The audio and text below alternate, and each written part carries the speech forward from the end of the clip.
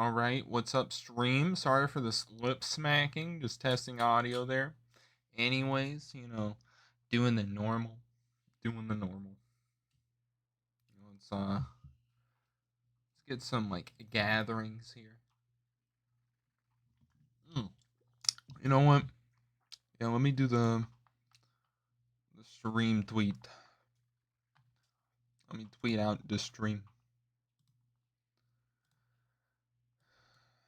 Lift yourself up off your feet. Let's get it on.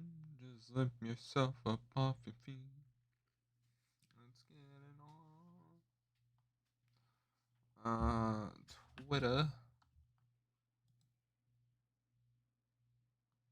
X.com.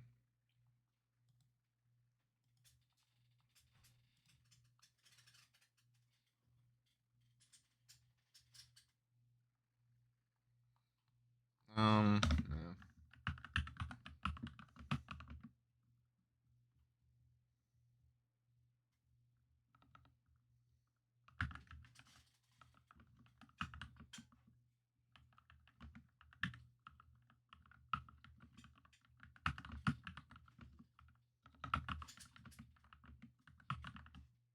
Okay, yep, post.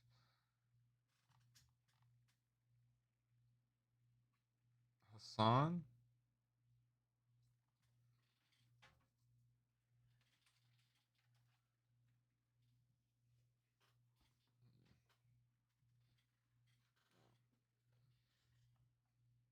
Rude girl gets called out.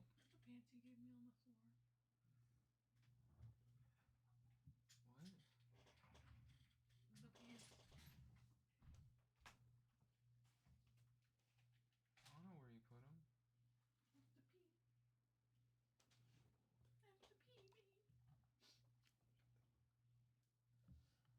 Jesus Christ. Alright. Yep, tweet should be out. Should be made. Alright, what to start with? I guess we do the Wordle. Yeah, let's do the Wordle.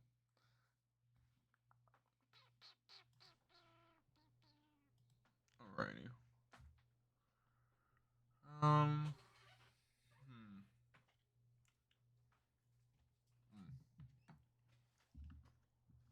Let's start with oh wow.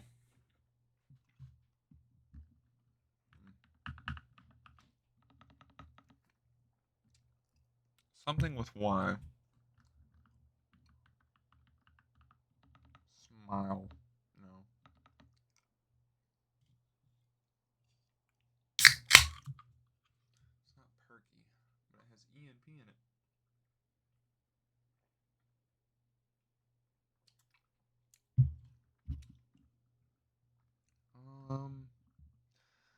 E and P, but ends with Y.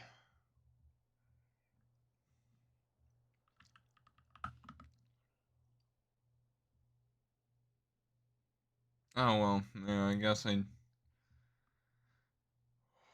Oh, well, it doesn't have the P.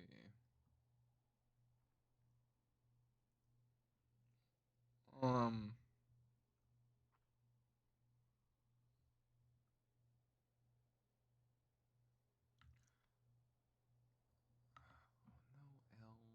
no A, no H.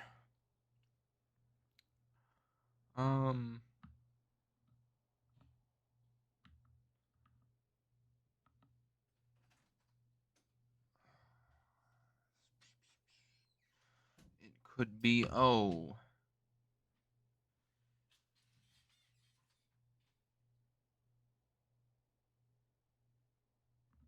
P E Y. Lopey is not a word. Dopey. And that's how we get it in 3 tries. Know that one all too well. Alright, so now we're at the Bandle section. This is the easy one. 1969. Not many songs, and I'm just gonna already guess it's a Bon Jovi song.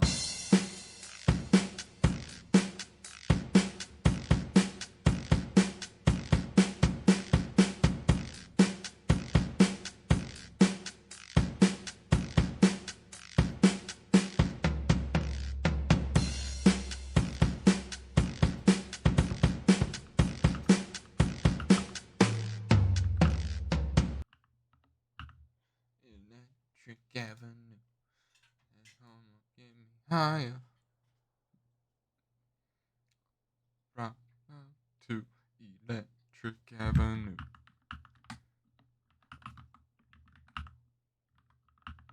No, I don't know. I'm gonna guess Bon Jovi, even though I'm knowing now it's not.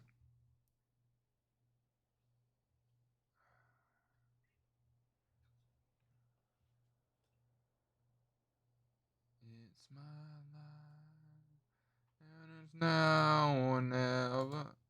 I know it's not them.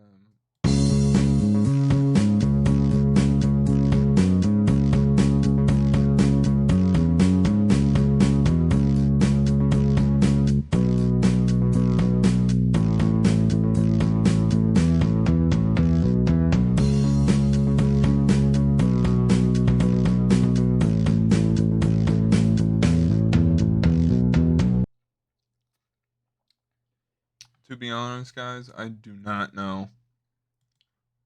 I gotta skip that one.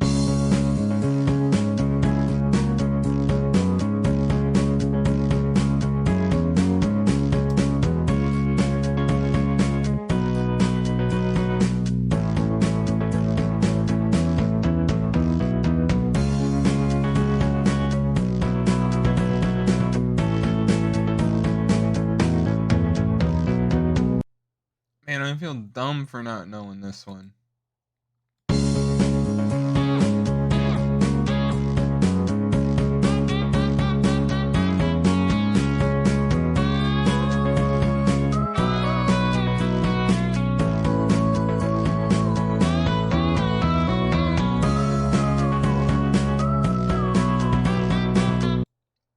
I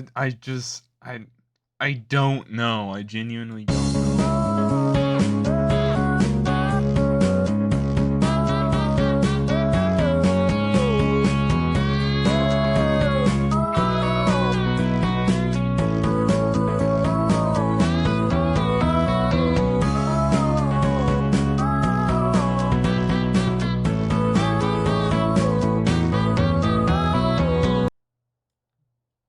Man, I just don't know. Give Me Refuge. God, I can't even, like, I'm telling you, I don't even have a guess. I gotta skip. The Rolling Stones, Give Me Shelter. Ah,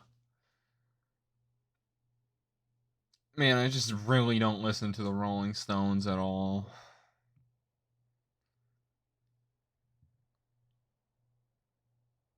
Oh, man, it would have made so much sense. I really phoned it on this band, though, and by phoned it in, I didn't even get anyone to help. Oh, man, I actually feel bad about that one. That sucks. Yeah, that sucks. Guess today's league champion. Yesterday was Greg. I guess just Ari. Female. Mana. Annie. Oh, well, it's not middle either. Literally has to be 2010, which I don't even know who is in the game at 2010. Katarina. Sejuani.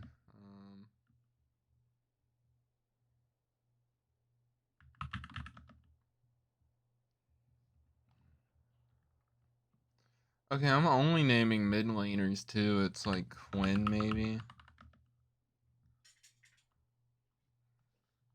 Quote quotes from Demacia. Do not make. Oh, Poppy. Are you kidding me? That's insane. That really gave it away.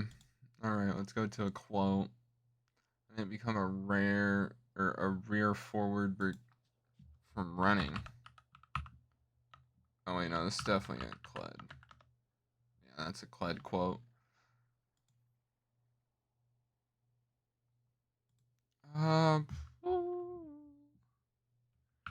Quinn.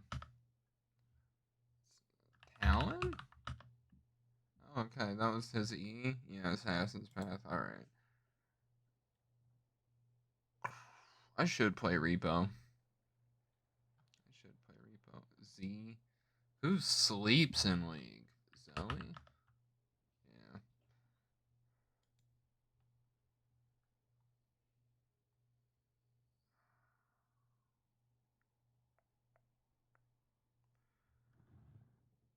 Kane? Just because of a scythe? Yeah. Oh man, that Kane skin looks cool as shit. Oh wow, that was the whole modal? Man, I went pretty quickly. So, yeah, I guess that, brings us to the next segment here, so. Basically just going in, reacting into, 2 videos. One's, like, 9 days old. The other is, as of yesterday released, so. Actually, it might have been today. It was, like, 7 hours ago last time I checked. It's definitely been long since then, so. Probably since yesterday. Either way, though, one's Channel 5 and the other is,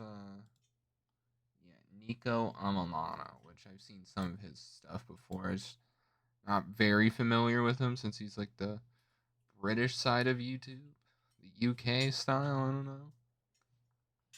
Bold to assume he's British, obvious, but yeah, okay, yeah.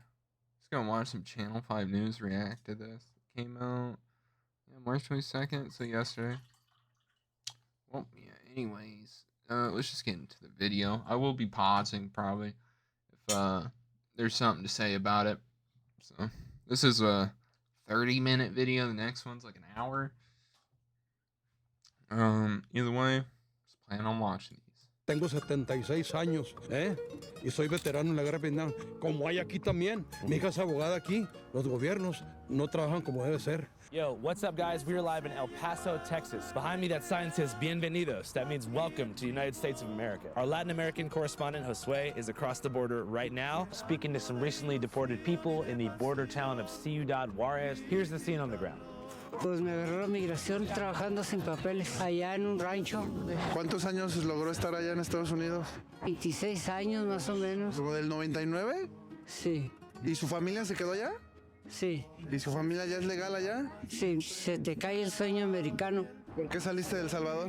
Para poder sacar a mi familia adelante, pues, porque allá está fregado también. Pues ganan $10 al día, $15 al día. Salí para poder ver si podía cumplir el sueño americano. Ya ahora ya no, sueño americano ya no. Ya no. Ibas en busca del sueño americano. Sí, lastimosamente se nos acabó el sueño. ¿Ahorita sigues esperando lo del sueño americano? No, yo digo que ya esto se acabó, ya no podemos pasar para Estados Unidos. Pues es difícil el sueño americano. Para lograr entrar, ¿verdad? Sin papeles es difícil y pues para lograr hacer los papeles, pues está más difícil todavía. Está muy duro el sueño americano, pero hay que echarle ganas. ¿Qué tiene? ¿Quieres vivir en los Estados Unidos o no? Oh, no, gracias.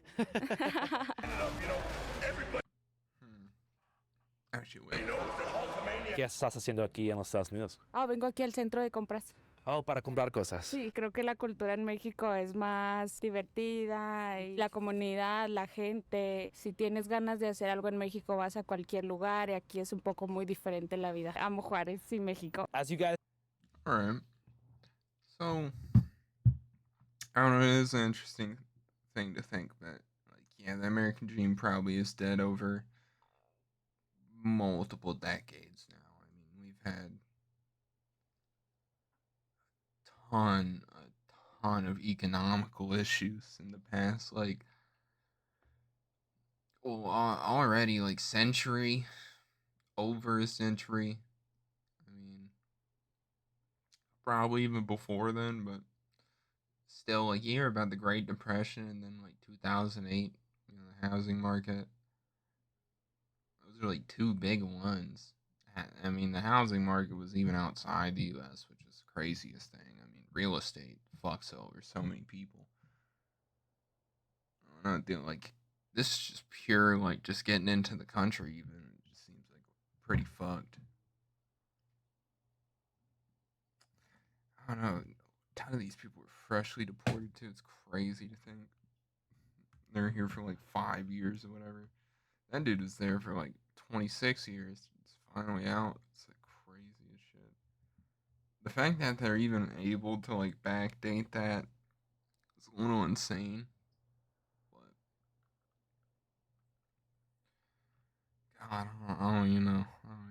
As know, the border's been a pretty hot topic for the past couple years, and during the Biden administration, the El Paso Juarez border was by far one of the most overrun by undocumented migration. It's a bit of a tense scene here right now, but there is some very impassioned individuals who are speaking their mind right here on the border. I think I can hear one right now. Arriba Trump, paisanos, ¿qué más, qué más? Mucha violencia, los otros inmigrantes, roba y roba.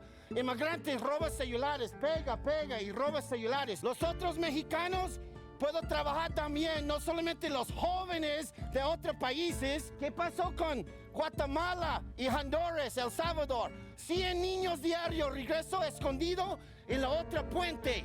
¿Por qué no cámaras por eso? Criminals. Afganistán, 2,000 muertos en 20 años. México, 2,000 muertos cada semana, 600 semanas enseguida. Can you back up just a little bit? Hey, what's up, guys? Or should I say, ¿qué tal? What the fuck, dude? Like, I don't know. Maybe that's just Texas. People are crazy, dude.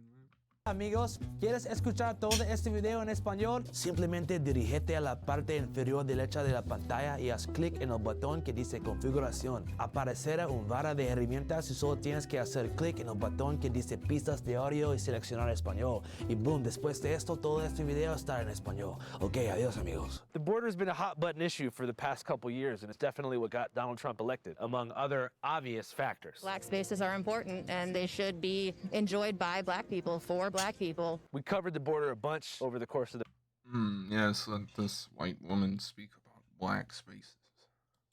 past year and a half, and I'm not gonna lie to you, it is a up and horrendous situation. The key thing I think to think about here is that two things can be true at the same time. So first off, it is true that there has been incidents of horrific crimes that have been done by people who are undocumented, much of which has been relentlessly publicized to give the impression that undocumented migrants commit more crimes than US citizens. But it is also true that the path to citizenship right now is totally broken, and a lot of that has to do with the Biden administration's lax policy regarding asylum seekers, which has bloated the immigration courts to the point of dysfunction. So to qualify for legal asylum in the US, one must be able to prove that they've suffered persecution or have a reasonable fear that their life is in danger due to their ethnicity, religion, nationality, membership in a social group, or political opinion. Asylum is applied for by way of a request form called I-589, which is submitted to a federal judge who then has the power to either approve or deny your asylum request. If denied, you'll be deported, and if approved, you'll be given refugee status, which allows you to get a work permit, social security card, government assistance, and eventually the ability to become a lawful citizen if you don't break the law during the first couple years. So it used to be, if you wanted to apply for asylum in America, you had to wait in Mexico, you had to request an appointment, and then once it was time for your appointment, you could go into America briefly and be heard by a judge. Well, that changed under the Biden administration, and it made it so you could actually come to the US illegally and make your asylum application here, and you couldn't be deported until you were heard for your hearing. So that should explain some of the footage that you saw in our coverage of the border crisis last year,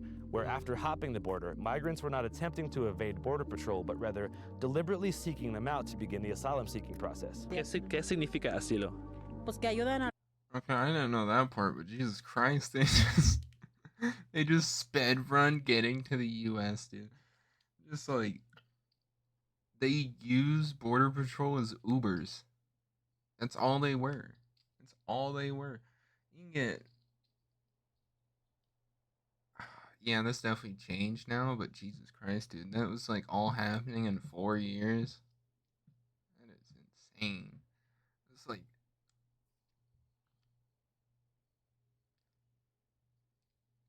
God, oh man, that's just weird. That's just... That is a sandwich right there. Las personas con los niños que vienen de México para acá. ¿Es una procesa fácil? Pues yo digo que sí. So because of that overflow, right now the average wait time is 7.5 years in New York City for an asylum appointment. So you have millions of people who came here illegally who are awaiting their application hearing, sitting in shelters and elsewhere in the US. They can't get their work papers. It's tough for them, tough for the border, tough for everybody. It's a pretty bad situation. So Trump's plan is to cancel all new asylum hearings moving forward. And we gotta do it. Dozens of migrants were notified their appointments with U.S. Customs were canceled moments after Trump took office. No, aún no me llegaba la cita. 8 meses aquí en México y aún nada que llegaba la cita. ¿Y aquí en Ciudad Juárez cuánto tiempo ya? Voy para el mes. Tengo aquí esperando 1 año y medio la cita, pero no me salió. Y tampoco he dado el intento de pasar ni nada de eso. Yo tenía la cita aprobada ya. ¿Del CPM? Así es, yo la tenía para el 27 de enero. ¿Ya tenías tú la cita pedida? Hasta la cita los eliminaron. Ya no la podemos pedir ya. Exactamente el lunes me cayó el correo de confirmación por la CBP que el programa estaba cancelado y que mi cita ya no era válida. Ya no puedo presentarme al puerto de entrada. ¿Y tú ahora cómo ves la llegada de Trump al poder? Negativa ahorita con lo de la cita porque realmente yo estaba ilusionado que ya iba para allá. Yo con mi novia ya estábamos ilusionados que íbamos para allá y pues no se logró. And yeah, it just sucks right now in general. So we're gonna go talk to Josué and figure out what the heck's going on. Mi contacto americano. ¿Qué onda? ¿Qué onda? ¿Cómo estamos? Muy bien, no frontera, no problema. No visa, no problema. I feel the American dream here. Oh, shit. Mi cosa favorita sobre México son los perros en la calle. Aquí hay muchos perros. Hay gangas de perros que controlan las calles. Esto es todo un tema, porque aquí de repente hay calles en las que no puedes pasar porque una ganga de perros la controla. Estoy adentro de México. ¿Eso es legal? Ya eres color sepia de este lado. Hey, chicos, esto es Canal 5 con Josué y... You have to put the sepia filter in anything in Mexico. It just fits the the vibe of it. You know how Breaking Bad of you. This is Andrew, you're watching Channel 5. We're here, Well, I guess Better Call Saul, but yeah. Here at the U.S.-Mexico border, and as many of you know, Trump just issued some massive deportation orders. Hoy estamos haciendo un reportaje acerca de los problemas en la frontera, la llegada de Donald Trump, la caída del CPM-1 y pues todos los problemas fronterizos que enfrenta hoy día aquí Ciudad Juárez. Yeah, I can't really go to Mexico, and Josué can't come to the U.S. because of visa restrictions, so this is what we're doing. No hay visa, pero tampoco hay pedo. Estamos entrando justo a uno de los túneles que nos dicen que utilizaban anteriormente los migrantes para cruzar. Tonight we are getting a closer look inside that man-made tunnel that connects all the way from Ciudad Juárez into El Paso, which prompted a multi-agency response from both U.S. and Mexican officials. Bueno, los coyotes por este tipo de túneles cruzaban a los migrantes. Uy, sí, hay muchas cucarachas. Uf. Se supone que todo esto conecta a la ciudad, ¿no? Todo lo que es el centro de Juárez conecta a la catedral y a una escuela que se llama La Revolución. Y de aquel lado de Estados Unidos pues ya conecta con varios locales. Así de antiguos son, ¿no? Como cuando se traficaba alcohol, cuando el alcohol era ilegal. De Capone y así. Y hace, no tanto, a lo mejor unos 10, 15 años fue cuando clausuraron todo este pedo. Okay. Se supone, ¿verdad? Que ya quedó todo clausurado, pero pues realmente no. No sabemos bien. No sabemos. Por obvias razones no mostramos en qué lugar nos dejaron pasar, pero sí, sí es unos túneles bastante bien hechos. Podemos observar bastantes cucarachas muertas en el suelo. Ah, sí, mira, aquí se ve la puerta que alguna vez hubo, ¿no? Yeah, hey, Nicole. So they're filling and sealing up this sophisticated tunnel that sources say transnational criminal organization were moving around 1,000 people a week through this tunnel. ¿Cuántas cosas no habrán pasado por aquí? The majority in that case, especially if you're coming through a tunnel, will be exploited. Either not just sexual exploitation, but fraud, labor fraud as well, and forced labor. Sigamos en nuestra investigación acerca de los migrantes en Juárez.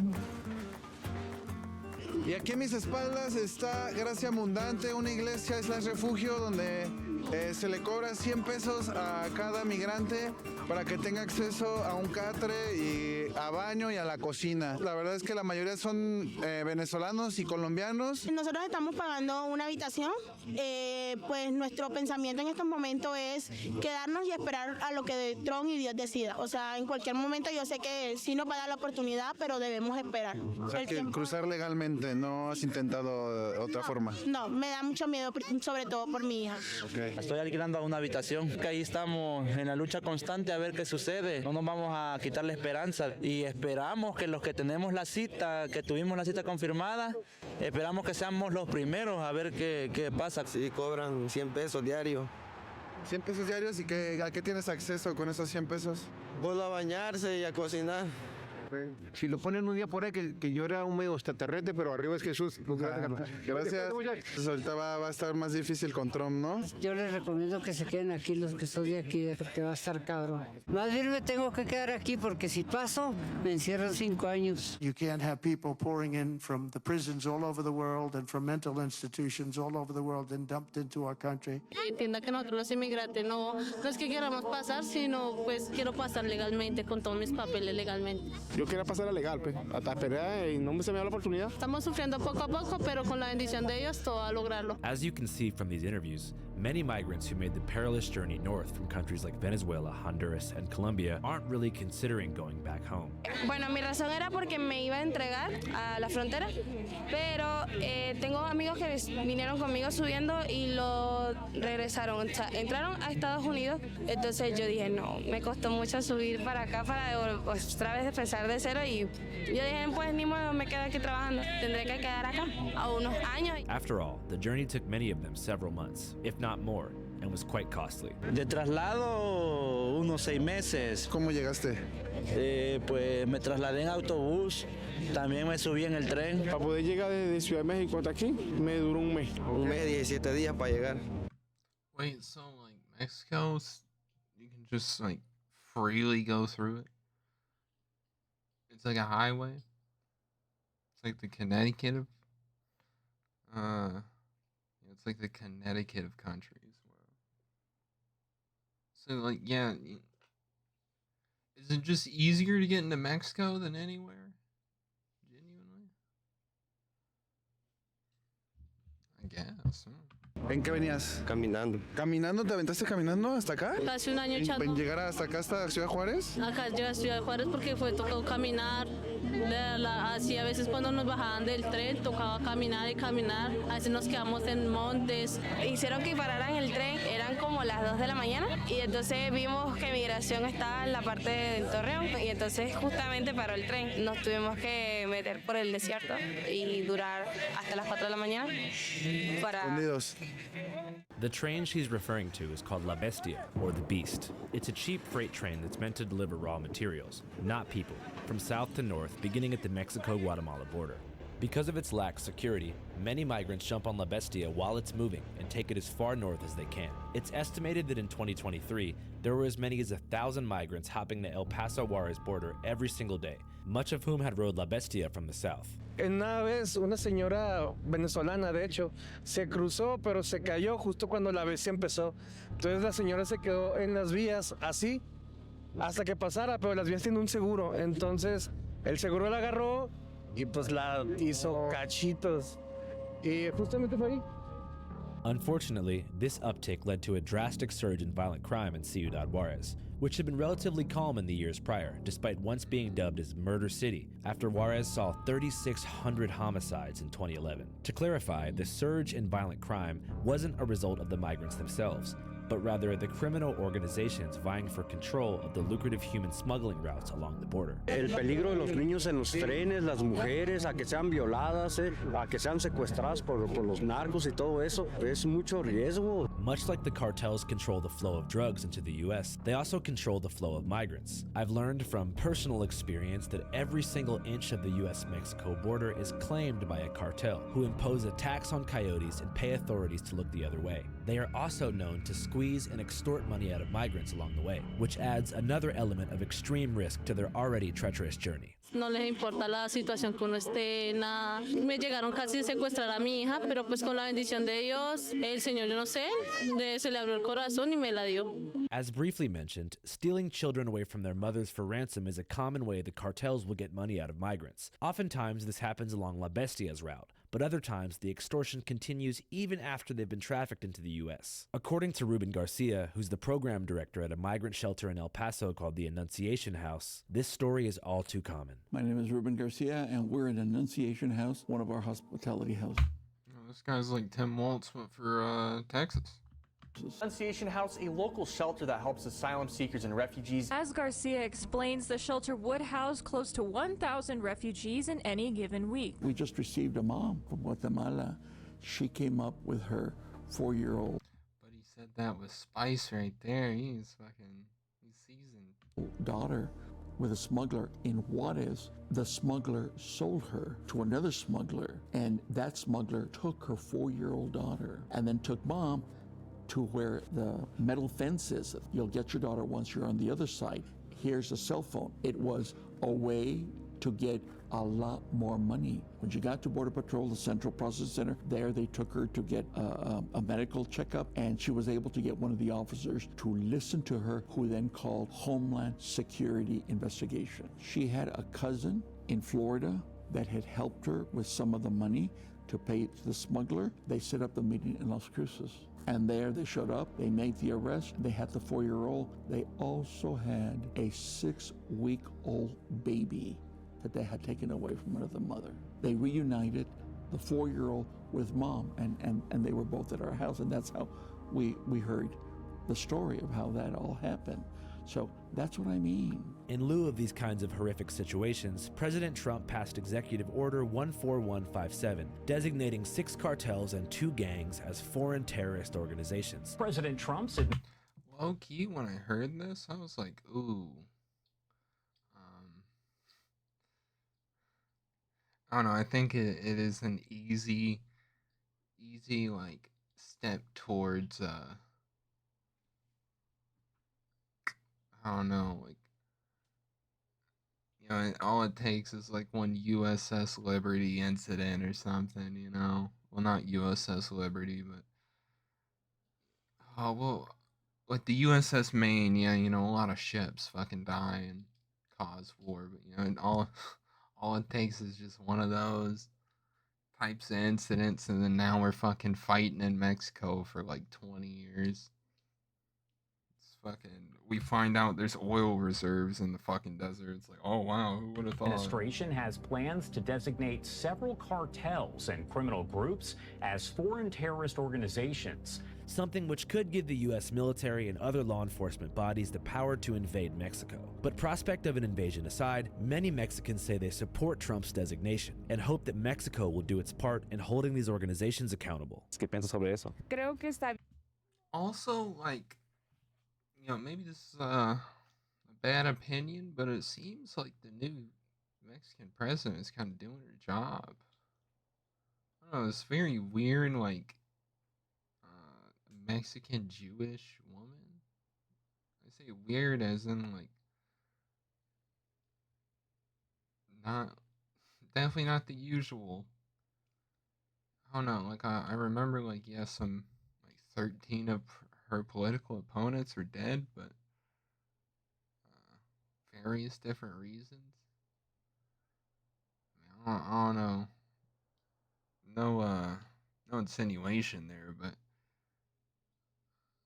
just fucking weird. I wouldn't be surprised if it was honestly just all like, those are just the people that had ties to like cartel, and then they just never made their promises or something. You know, just some shit. Bien la clasificación porque pues son personas que hacen daño y que no se tientan mucho el corazón con algunas personas. y estaría bien el título. Many Mexicans also understand the need for heightened border security on both sides. No estoy en contra de los inmigrantes ni nada de eso, no soy racista ni nada de eso. ¿Usted cree bien que estén deportando a toda la gente que están deportando? Si están ilegalmente es un delito. Si van a deportar, que sí deporten a las personas que de verdad están haciendo daño. Las personas que están trabajando no se lo merecen porque también están con un sueño y están manteniendo a su familia. Trump debería darse cuenta de eso, que él también tiene familia. ¿Y tu familia está en Venezuela o en Estados Unidos? Tengo familia en Venezuela y en Perú. ¿Y ellos qué opinan de tu situación actual? No, yo me dice que espere a ver qué dicen. ¿Y tu familia? No, pues allá están en otro lado. ¿Ellos también se quedaron allá? Sí. ¿Y no saben nada de ti? No, nada. ¿Tampoco te has podido comunicar o sí, igual no te contestan? No, no he sabido nada de ellos. Pero yo pues ya espero estén bien ellos, así como estoy yo bien. Se olvida la familia. La hermana, pues, mi mamá, pues, no sé si ya falleció porque estaba muy enferma la última vez. ¿Ya no supiste? Ya no supe. Pero yo pienso que sí, porque mi hermana no me quiere y mi mamá era la única que me ayudaba. La gente tiene que aprender que tiene que hacer las cosas bien, no así. Atravesar México sin permiso también es ilegal. In my role as a journalist over the course of these past few years, one thing that I've learned is that people on the ground who are immersed in an intense experience can only tell you so much about all of the factors at play that are causing their situation, as their primary concerns are reaching a place of safety, health, and happiness. In many cases, I've found that the best people to really talk to are those who have happiness. He looks like the oh man, I forget the dude's name. The CIA guy in Snowfall. This is how he exactly looks. Like same sunglasses, tie, everything. In many cases, I've found that the best people to really talk to are those who are in a stable place but work tirelessly day in, day out to serve these communities. As we mentioned earlier, Ruben Garcia, once called the saint of the El Paso border by the New Yorker, runs a shelter called the Annunciation House. The shelter is currently at the center of a tense legal battle. Several months ago, Republican Attorney General Robert Paxton filed a criminal lawsuit against Ruben Garcia, calling the Annunciation House a stash house for criminal illegal aliens. This is all according to Annunciation House. 430 were released on Sunday night, 197 on Monday, 181 on Tuesday, Christmas Day. At this point, it's unclear whether or not the shelter will remain open. But Ruben Garcia is an extremely knowledgeable individual, so here is an extended interview with the man himself.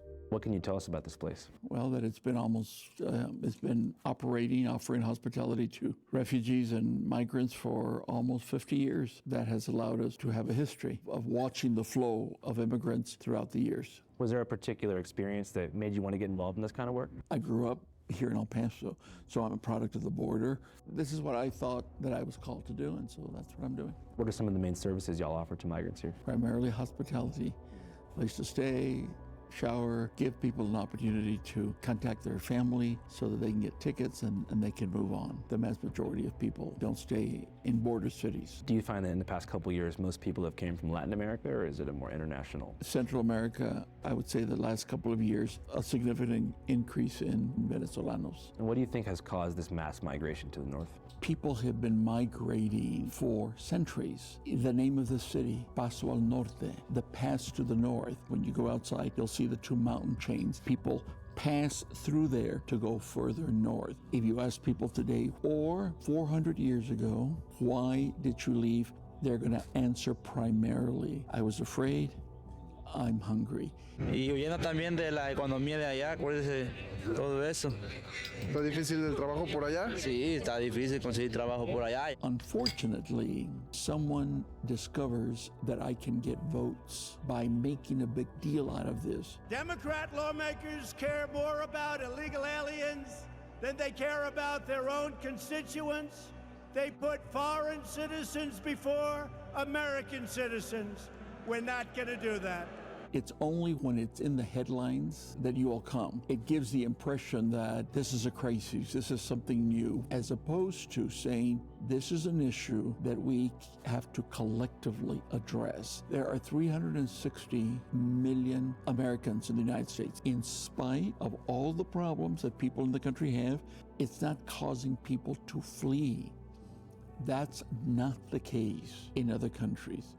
25% 1% of the population of Venezuela has fled. That would be the equivalent of 90 million Americans. Everyone in Venezuela should be living adequately comfortable. But because of the political dysfunction, look what's happened. You're not going to solve the situation in Venezuela by putting up a fence, by bringing down the army. It still allows Venezuela to remain pretty dysfunctional. And they didn't all come here. This is the other myth. The overwhelming number of Venezolanos went to Colombia, went to Peru, went to Ecuador.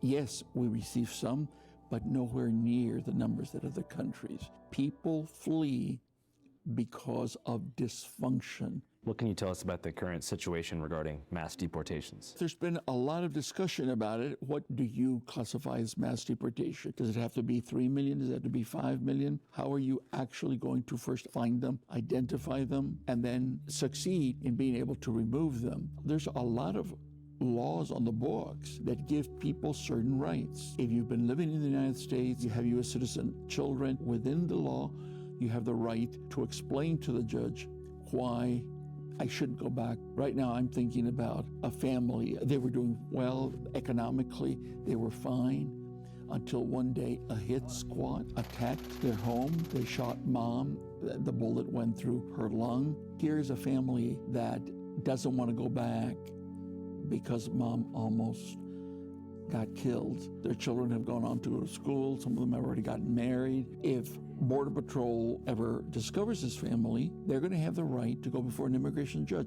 So it's not just a matter of, oh, you're undocumented, come with me, I'm going to take you. It doesn't work that way. So you think a lot of the sensational optics about, mass roundups and just dropping people off at the border is sort of meant to push a political agenda as opposed to being reflective of reality? We know that it's a political agenda. Annunciation House also stresses how migration, documented or undocumented, can be beneficial to the economy. In order for a country to maintain stability, you need a certain birth rate. Every woman needs to have 2.1, 2.2 children. That keeps... Okay. I don't know how this necessarily works, but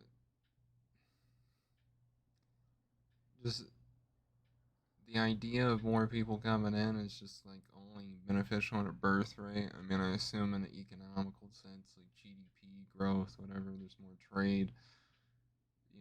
It's literally just another consumer that's going to buy like 15,000 products within the year, and that's just one person type of thing.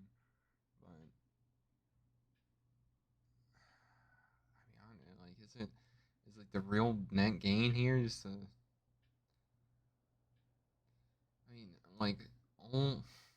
only like 5 places in the world had a positive birth rate within the past couple of years, so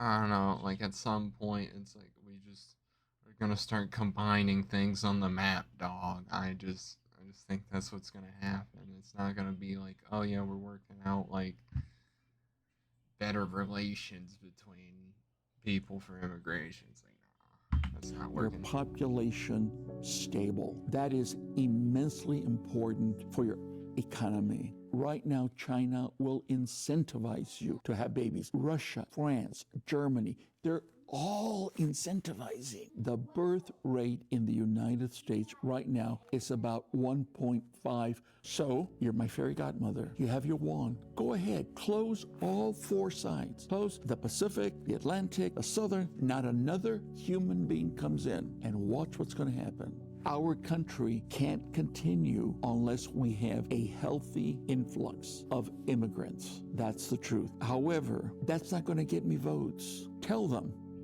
they're murderers, they're rapists. They're not humans. They're not humans. They're animals. Tonight, when you go home, look under your bed. There might be a refugee hiding under your bed. When I was in grade school, we were warned about the communists. And now it's, let's be afraid. You're like me, I'm going to protect you from this invasion, etc. The sad thing about it is that, look at how we begin to talk about other human beings in derogatory terms. Is that really who we want to be? We should have immigration policy that allows people to enter legally, that can go to work, that are not taken advantage of. They are essential workers, and rain or shine, migrant farm workers show up to make sure all Americans have food on the table. There's been all kinds of stories of the abuse of the H-1B visa. These companies are bringing in people and paying them less than Americans would get for similar jobs. I'm so confident that we could come up with some really good proposals for laws that would work so much better than the system we have right now. Nobody has ever wanted criminals to come in. Border Patrol, here in Border Patrol, we have a facility. It's a very large facility that is called the Central Processing Center. Anyone that Border Patrol apprehends is taken to the Central Processing Center. Your fingerprints are going to be matched against the FBI database, the Department of Homeland Security database, the immigration database. If you're from Mexico, if you're from El Salvador, if you're from Guatemala, it's going to be matched against their criminal databases to see if anything kicks out. Even individuals during Title 42, they would push them back into Mexico after they did the fingerprint screening on the off chance that this person has a criminal record. The role of Border Patrol is to identify criminals and keep them from entering the country. It shouldn't be the honest worker. You can't imagine how many people have crossed the 30-foot fence and fallen and end up with all kinds of broken bones. If you survive that, I'll give you a job. It shouldn't have to be that way. Yeah, it's hard when you have two very polarized opinions that seem to not be able to interact. There should be an easier process to obtain citizenship and be able to get your papers. I mean, correct. If you have a Pedro or a Jose or a Fabian or Guillermo who crosses the border and is never apprehended, and they make their way into the interior of the United States, well, we don't know anything about them. The statistics tell us that there probably is not criminality. The one thing I think there is legitimately possibly reason to fear would be the cartels. Correct, but I can assure you cartels are not crossing the border. But I guess the thing is, obviously, most coyotes are in some way connected economically to the cartel infrastructure. They're paying to access the space to cross through. You're correct. It's unfortunate that it's making billions for the cartel. I wish there was a way that the cartel wasn't the one running the show. Do you think there's any solution around that? We have this tendency to declare wars. The only war we should declare is the war on addiction. Every year, you and I transfer between 25 and 40 billion dollars in drug profits to Mexico. With that kind of money, it makes it possible for them to corrupt, and that's what makes governments become dysfunctional. So you think without the American drug addiction, there wouldn't be a cartel? We have created the Drug Enforcement Agency. The amount of people that are in our prisons right now, the amount of money that we spend, tell me that we're ready to go and declare victory. Do you think there's some accountability to be taken on behalf of the medical industry here too? Isn't it interesting that you want to do that with drugs, but you don't want to do that with guns? There is no such thing as a bad gun. There is only a person who uses the gun badly. But with drugs, we want to keep going after the manufacturers of drugs. But if you look at like Purdue Pharma and some of these companies that like use people as testing ground. I'm simply saying that's where we have put the emphasis ever since Nixon declared war. And where are we today? Drug-related deaths are on track to reach record highs this year. There's certain cartel activities that seem to go far beyond economic necessity. You're now talking about the abuse, the beatings, the killings, the prostitution. I do believe that there is evil in the world. You don't think it's just people motivated by self-interest, refusing to consider a lot of it is clearly self-interest, but I also think that self-interest can be evil. Oftentimes I think about the you know, this guy and Tim Waltz would be like yin and yang, dog. It'd be like yin, well, I guess yin and yin, but fucking just two old white guys just actually agreeing with each other. It's crazy, dude. Self-justification systems and people who do stuff like that, then you wonder if there is none at all, and if they just wake up and say, I like doing terrible things. I have to believe that a lot of it has to do with our culture and the need for our culture to really examine itself. You think America's in a spiritual crisis? I think it's been in a spiritual crisis for a long time.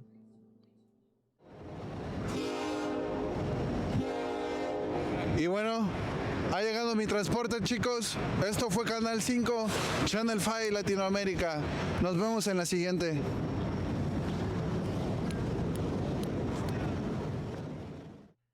After covering such an intense, relatively sobering matter with Josue, I asked him if maybe he'd like to cover something a bit more lighthearted for his third Channel 5 special. He said sure, and sent back what is probably some of the craziest footage I've ever seen. Yo no sé cómo es posible que, por ejemplo, la gente esté en contra de las peleas de gallos y quieran aprobar el aborto. Para mí, mis gallos son como mis hijos. Todos los animales tienen emociones y sentimientos. Esas personas deberían estar Yo, this dude has a locutores voice.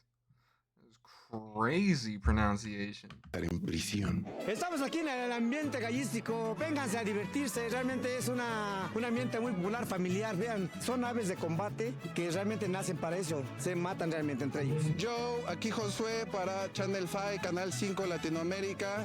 Aquí en México, mientras hay estados como Veracruz, Quintana Roo y la misma Ciudad de México que ha implementado leyes para prohibir esta bonita tradición, hoy en el Estado de México estamos a punto de vivir un derbi de gallos, la primera jornada de esta bonita liga aquí en lo que es el Palenque Caseta Vieja. If you'd like to see our complete, uncut, and extended documentary, Mexico Cockfighting, go to our Patreon, www.patreon.com/channel5. As many of you guys know, we are a totally independent, now multinational news organization, and it's your monthly contributions that keep us in business. Plus, I'm not sure that YouTube will ever allow this video, so yeah, if you want to check it out, www.patreon.com/channel5. I'll put the link in the description and the pinned comment of this video. Channel 5 live worldwide, Hollywood and Vine. Fuck the authority, Channel 5 News. Channel 55. We don't fuck with custers. And 5 is the best number.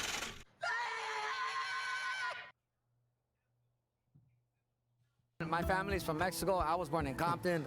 Alright, that was a good video though. That was a good video. I felt like I learned a little bit more.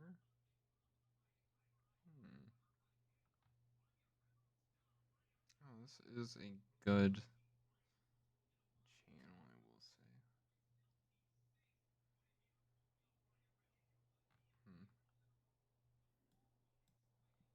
Alright, so let's go on to how I won the UK election.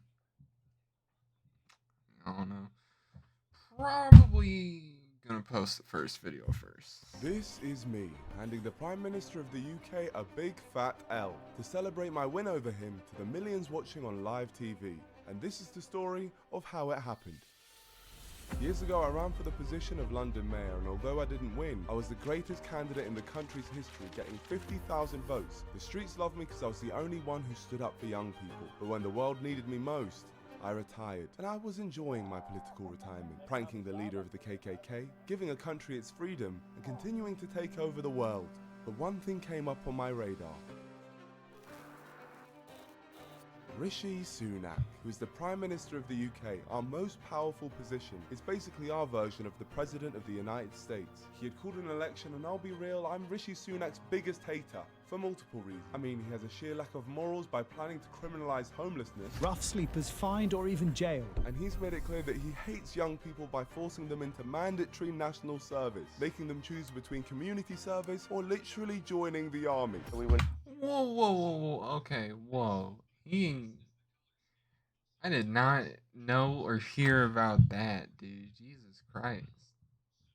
I mean, I know a ton of, like, European and even, like, Korea has it, but genuinely, I think, like, if it's just, like, a out-of-nowhere blanket mandate, at least, like, community service is an option, but Jesus, dude, to just, like, force that on an instant is crazy. Introduce a bold new model of national service for 18-year-olds. Mandatory national service. There'll be sanctions of some sort for those who don't comply. Rishi basically wants to send young people to war, and by doing this, he's sending a clear message that he doesn't really care for their vote. In fact, he's directly appealing to the older generation by shoving young people under the bus. The reason he can do this is because young people famously don't vote, because they don't feel represented, and who can blame them? The options they have are awful, and if this continues, they will continue to be overlooked by the government, meaning it will be harder and harder to have a good start in life. So they needed someone they could vote for, someone who was kind, charismatic, truthful, humble, the best politician the world had ever seen, and someone who was 6'5". The only issue? was that I was retired. And that is where this story ends, because I plan to keep it that way. Goodbye.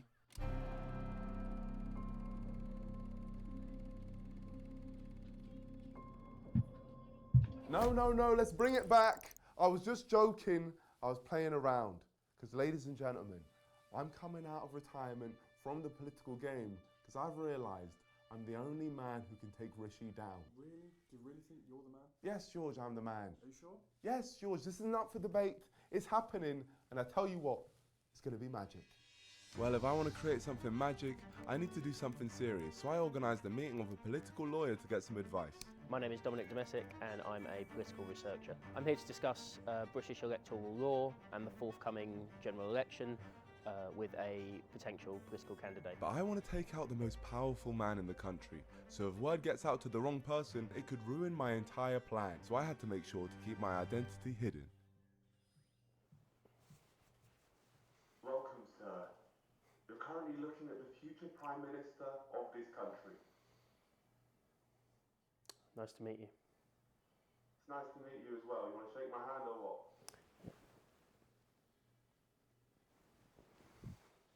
Basically, I plan on beating Rishi Sunak and to be the Prime Minister of this country.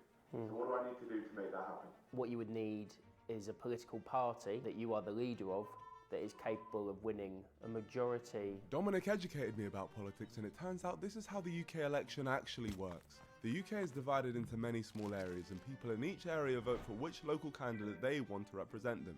Most of the winning candidates are part of the two major political parties, the Conservatives and Labour. All of the winning candidates from across the country will earn themselves a seat in Parliament. The party with the most seats wins, and their leader becomes the Prime Minister. Now, I didn't have my own party, but this gave me an idea. Okay, well, I'll just run in all those areas myself and beat Rishi that way. Unfortunately, you yourself can only run in one parliamentary seat. What's the worst that could happen to me if I did that? Potentially be convicted of electoral fraud. So if I ran in multiple places across the country, they'd send me to jail? Yes, they might do. Goodness me. It turns out I clearly knew very little about how the UK political system works, and there can be serious consequences if I did something wrong, which is very upsetting for me.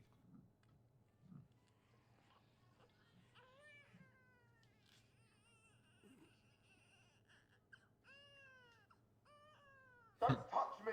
Oh, sorry. Where? He tried to kiss me! I didn't try to kiss you, but... Why did you try and kiss me? I did not try and kiss Is your dreams. that what you do on the regular, touch babies you don't know? No. Definitely not. Get out of here before I phone the police. Okay, well, thank you for your time. After that civil conversation, that guy did give me some insight. He's basically just told me it's impossible for me to be Prime Minister. This has absolutely broken me because that was my whole goal. I wanted to take down Rishi and be the Prime Minister. So it seems I'm going to have to work out a new angle. And this is what I came up with. I can't actually have any control on who becomes the Prime Minister, but I can make sure Rishi loses. If I run as an independent candidate in his area, win the hearts of his people and beat him, I'll take a seat in Parliament, which would literally mean I would dethrone the Prime Minister. It's a huge task, but I know I can get it done. The only issue is you have to be nominated by the place you're running in. So I took a trip down to his local area, which goes by the name of Richmond and Northallerton, a constituency in the north of England. And the last time the Conservatives didn't win here was 1906, and I had to somehow find a way to get people to nominate me here, to run against him. Would you nominate me to run? I just, if you could nominate me, my parents would be proud of me. Maybe we can stand together. Would you, please. Go away, will you? Oh, no, please. Please. After one conversation and a few more minutes of wandering Richmond, it was clear that the majority of residents here were in the older age bracket and had no idea who I was. And although we got some signatures and useful details about some problems in the town... The thing that I hate about Richmond is that we're consistently driving over potholes. I've even emailed Rishi myself. Drive around Richmond and you'll drive over a pothole every few seconds. The potholes, big issue. Okay, so that's... Massive issue. It was still clear that I may not have the friends I need here to run comfortably in this town. I'm a personal friend of Rishi Sunak, so I'm very Are you? sorry he will be getting my vote. You could still nominate me. to go up against him? I've been asked by other parties. It wouldn't be fair to do. Okay, that's absolutely fine. Please tell Rishi that I'm coming for him. Okay.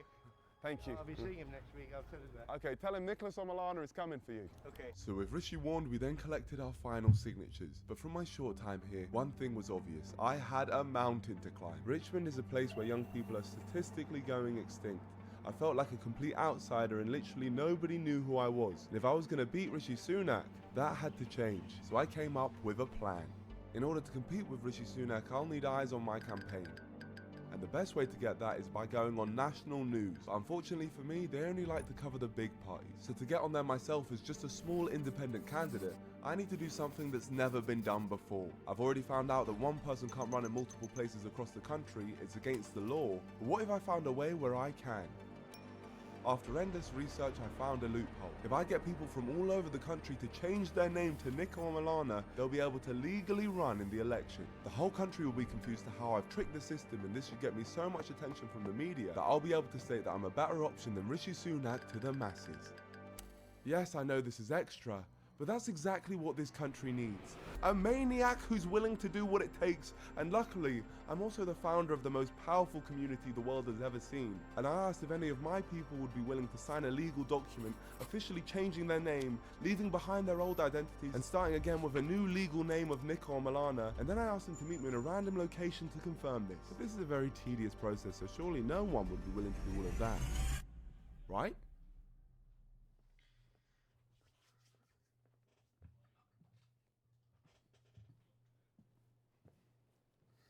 Before we start, I just want to take the register.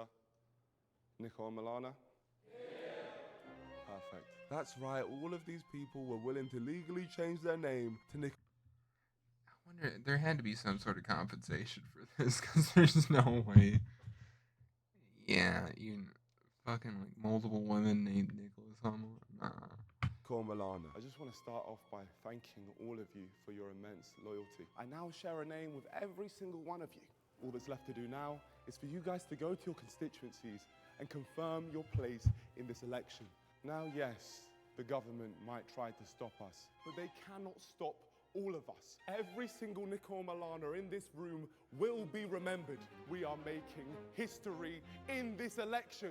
Are you guys ready? Are you guys ready to be Nico Omilana?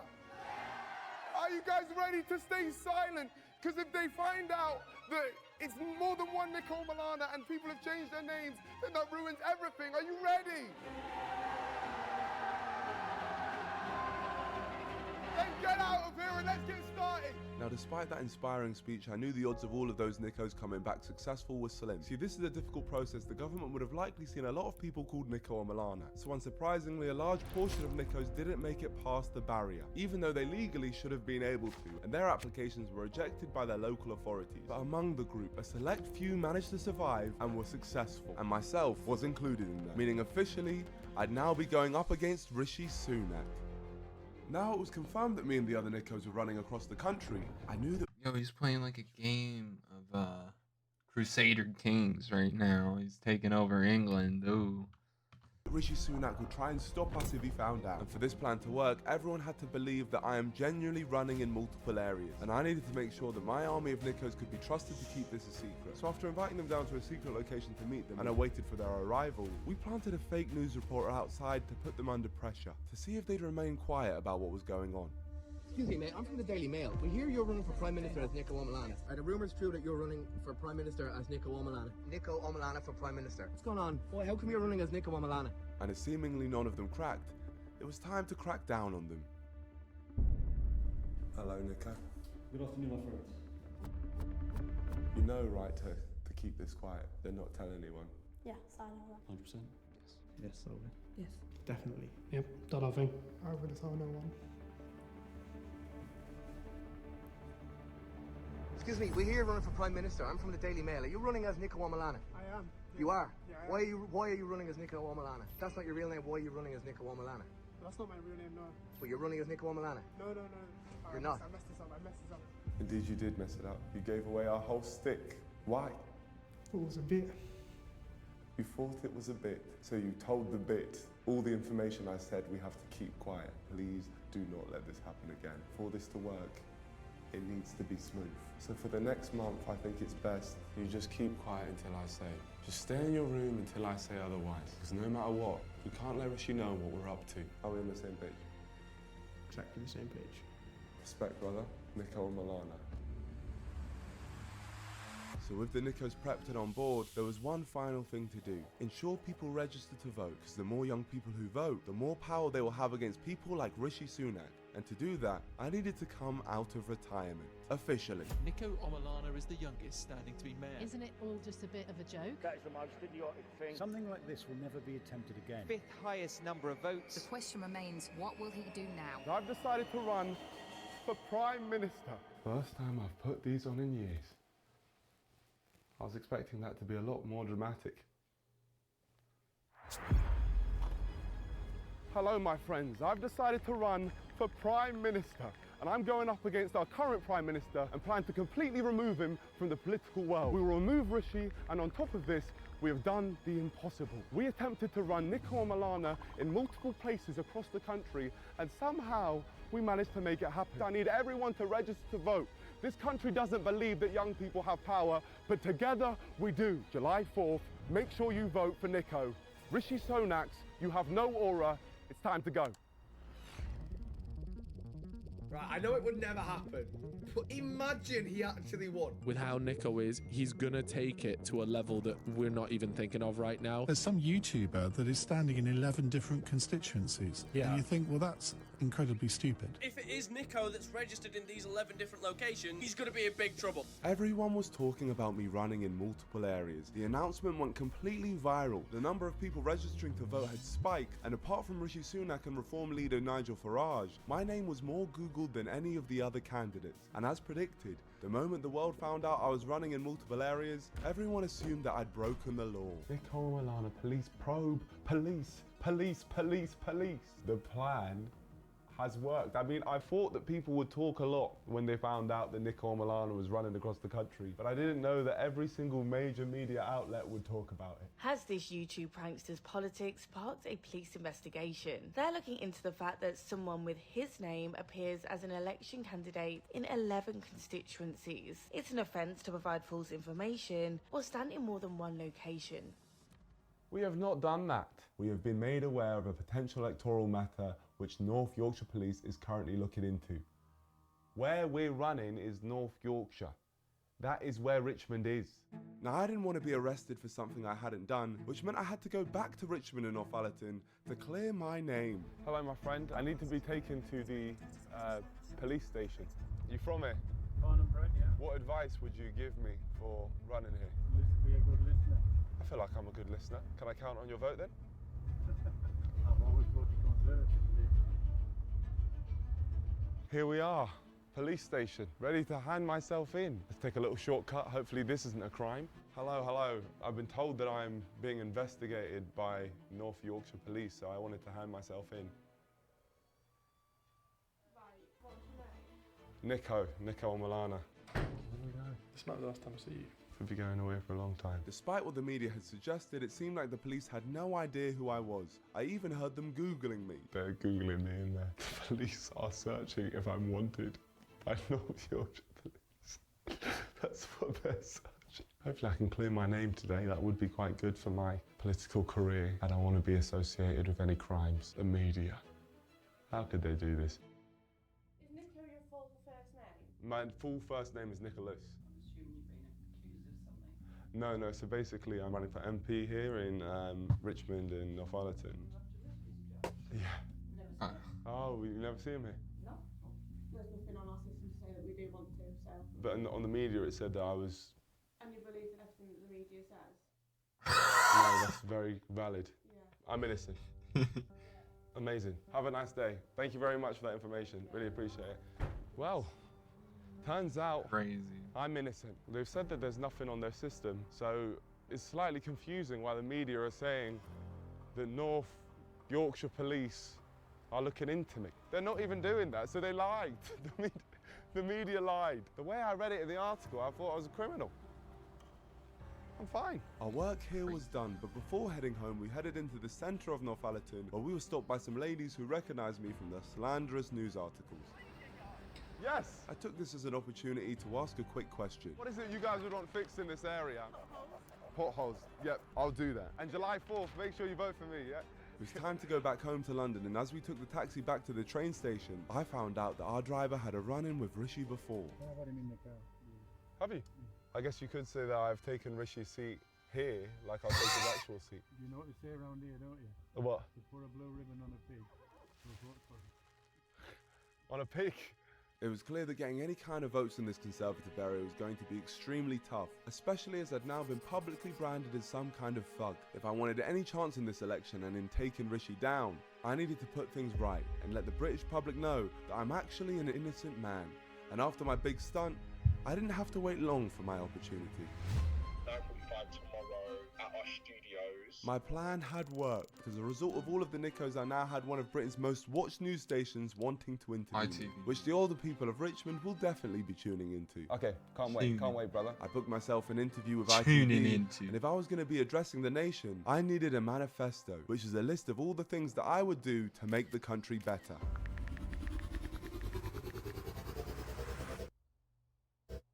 I made sure to cover all the important bases in my manifesto, with points including David Attenborough to voice all national rail announcements, Please mind the gap. free transport for under 18s and over 65s, introduce podcast licenses, any restaurant funding warfare to be shut down and turned into food banks, I'd make sure England won the Euros, huge celebrations for Rishi Sunak's 44th birthday, and politicians aged 44 to be sent directly to the front lines. Quite a nerve-wracking announcement. It's not really a manifesto which people would have seen in a general election before, but we're hoping that people see our vision and they can get behind it. My manifesto was well received on social media, but the time had come for me to preach it to the masses. We have an ITV News interview. Here we go. Every single cog in this operation had led to this moment. The mainstream media spotlight is on me again, but this time I'm in control of the narrative. This is my chance to capture the hearts of the nation and clear my name for good. Okay, I know. Don't mess this up now. Right, Nico, your first media interview ahead of your campaign. Why have you chosen to do this now? Well, I had retired as a politician, but then when I saw that Rishi Sunak wanted to send young people to war, I took that personally and I decided to come back. This probably isn't the first time you're seeing these kids' glasses on your screens. YouTuber, prankster and internet troll Nico Milan has cemented his name in this year's general election. He's chosen to run in the same seat as the Prime Minister. I read your manifesto. Thank you. There's a few points in there, obviously, of joke points, like bringing the throwback It's not to jokes. IP. My manifesto is extremely serious. I don't appreciate how you said that I had joke points in there at all. I will achieve every point in that manifesto if I'm Prime Minister. And then it was time for the big question. Nico's also been making headlines after accusations he was being investigated for running in 11 different constituencies, which is not allowed under electoral law. I'm completely innocent though, I promise you that. I have actually got people to change their names legally to Nico Milana. So you've got people to legally change their names to Nico? Yes, yeah. So that they could run in the other seats? Well-vetted people who I believe are most like me. I taught them how to be like me. I actually metaphorically put my brain inside of theirs. Now they're ready to run as a Nico Milana, and in all of those areas in which they're running, they can now be voted for. On to young people though, you did say that you want young people to be engaged in politics. If young people do go out and vote and we all come together as one massive cohesion, then I believe that we can actually change this country together. And what should the different parties do to engage more young people into politics? Stop lying and at least reach out to them in their manifestos. But also, people like Rishi Sunak, it's just not possible. He has no aura. It's good. Honestly, good interview. All right. That's no aura. It's good. It's good. You did well. You say my hands are sweaty. I don't sweat. I don't sweat, or I didn't sweat. That was a different interview. Not so nice though. The Nico Milanas had completed their mission. They helped turn me an ITV interview which the elderly residents of Richmond hopefully would have seen, which meant it was time to set them free to go out and campaign themselves to give their areas a Nico Milana to vote for. But to do that, I had to assemble them all in one place to give them the news. Thank you for coming, guys. I just wanted to tell you all that it's time to the campaign. It's time for you to get out there and win your votes because the information is out that there is multiple Nico Milanas. I had to release it, so it's time. Could you not text us that? Did we have to come out with you? Yes, you did need to come the whole way. It needed to be told in person. All the Nicos then headed to their respective areas, but before I headed to mine, there was still one thing I needed to do. Rishi Sunak's public image was rapidly declining. I was just going to ask, why do you hate young people so much? You're making us go to the army. A cultural service is a good thing for our country. You're welcome. And I was about to dunk on him even more. His party, the Conservatives, said that they'd get rid of homelessness by 2024. And not only did they fail, but it's actually back on the rise. So I decided to team up with a few random strangers, and together, we raised over £100,000 in just 48 hours for Under One Sky, a homeless charity in the UK, proving that I could be a better leader than anyone else, especially Rishi. The people of YouTube now knew it, but the people of Richmond and Northallerton didn't yet. So I headed up there permanently until voting day to take Rishi down and prove that I'm a better leader than he is.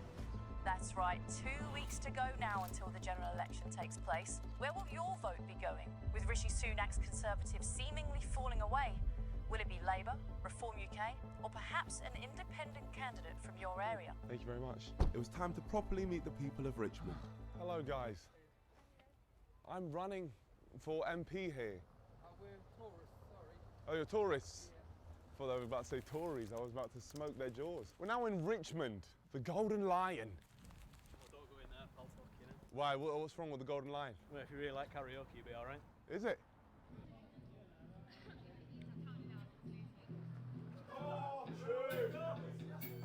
What's up? Well, I know I'm gonna be the man who wakes up next to you when I go out. What's up, brother? Oh, I'm feeling very welcome, I won't lie. I would walk 500 miles and I would walk 500 more just to be the man who walked 1,000 miles.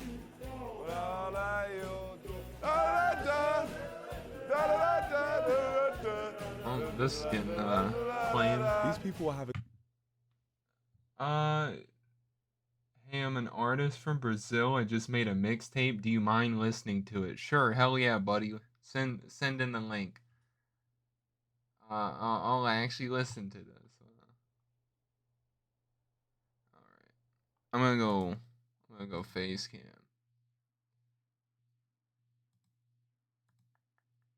Jerk mode.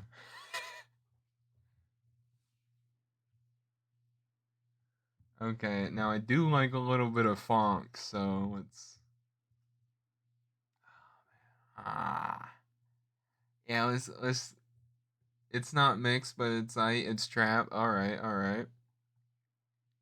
You know, I'm not gonna lie, you got me on a good time, buddy. I usually don't do this, but hey, you know, all the YouTube viewers, check out Aizawa. You know, give you a shout out right now, man. Do a little mixtape listen now. I'm gonna just tab through some of the songs, though, but okay.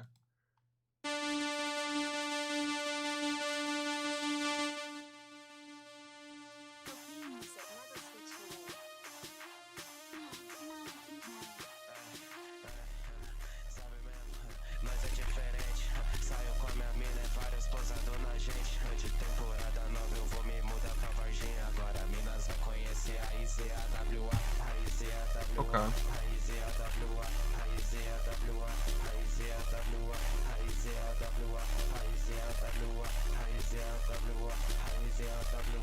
Eu não sei porque ele resolve por texto. Me mandando carta, tá achando que é princesa. Cagina igual cachorro quando tá na minha frente. Atitude de covarde me dizer que a culpa dos seus problemas é minha. E depois vem que você cria coisa na sua cabeça e vem pedindo perdão pra mim, mas eu não volto atrás. Eu não sou terapeuta, eu não quero saber você vai plantar o que colheu. Escreve, aprende e me deixa em paz agora. Fala. Possibilidades que eu já vivenciei. Eu não sei porque esses manos sempre insistem no erro. Eu não sou igual você, eu não vou falar do que eu não sei. No fim você vai sempre. Okay. I'm gonna say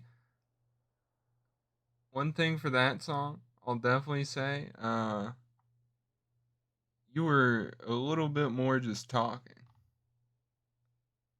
I don't think that's bad though, but yeah. You were at least like just kind of talking on the beat.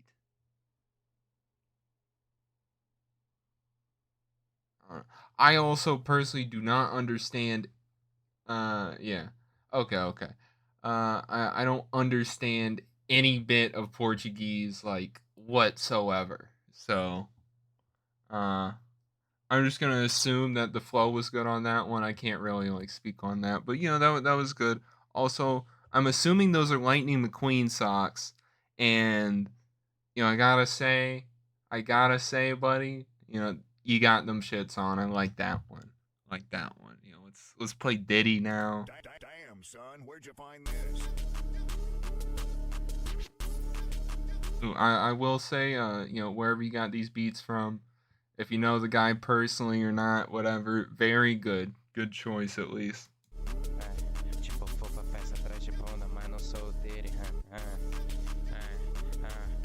Vou pra festa atrás de bunda, mas não sou dele. Você tá sendo pra mim o que o cracudo é pra latinha. Ele espera tu falar pra ouvir a mesma coisa que eu disse. Eu não posso mais pensar que não pense em mim. Foda-se a mina do Rio, foda-se a mina do Rio. Pau no cu do seu amigo, vocês não saem de onde eu frequento. Tô risada. What's... I forgot his name. It's like MC Minor or something. Que essa menina. That's about all I know. Either way, I'll keep, yeah. 19 eu vou pra Minas, agora é cisão Varginha. Mas o fato é que foi livramento, eu perdi essa ruiva. Eu e o Bruno mete triplo duplo, igual Brão e Luca. Lá só passe, vai dar mão de um pro outro. Eu não faço caridade, eu sou um menino de ouro. Não dou brecha pra questão, é assim que as coisas vão. Não esquece que o preço de hoje não é o de amanhã. Ela sabe que sou eu, só de ver o anel na minha mão. Quase tive uma overdose com o Caio no Nissan. Okay, I will say definitely, at least for some of these songs, find either like anime edits, car edits, whatever. Like if you just see like a car going fast or whatever, and you can edit the song to be on pace with it, or like just something going fast, that's definitely good if you want to have like a visualizer. Definitely get some views off that. Hell, I'm even if you want to get some of these like reacts that I'm doing. Swear I've said that on this track. Yeah, but if you want to take these reacts or whatever and put them for shorts too, buddy, like, go ahead. I'm all for it. Not gonna lie, thank you for at least sending the link. This is something good to interact with. Ela me suga tanto, eu solto o Kamehameha. Antes minha preocupação era se o ex dela ia me flagrar. Eu sei que eu não tô certo, mas eu também não tô errado. Reclamar de tudo, diz que meu cotovelo é pra trás. Okay, I'm gonna go on to Biro.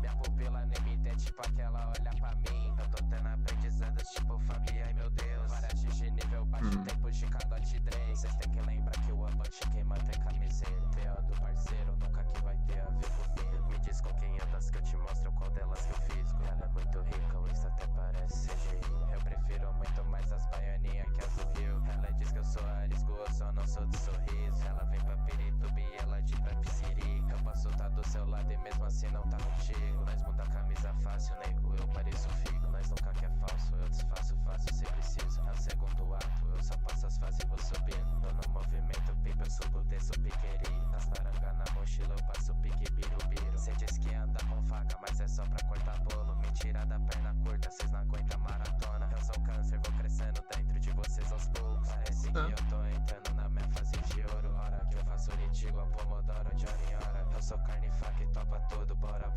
Se tem gol, tem os que fica quieto e os que comemora. Se tiver remando, nós fica no bar com uma cota. Meu cabelo eu não corto, eu não vivo pela foto. Eu tô em todo canto, eu tô em toda história. Mano, que cê tá triste, eu desisto, até comemora. Diz que gosta do estilo atrapado, dos que usa desenrola. Autoestima de cracudo, só fico olhando pro solo. Diz que eu desperto meu lado ruim quando eu não te controlo. Eu não tenho culpa que cê foi criado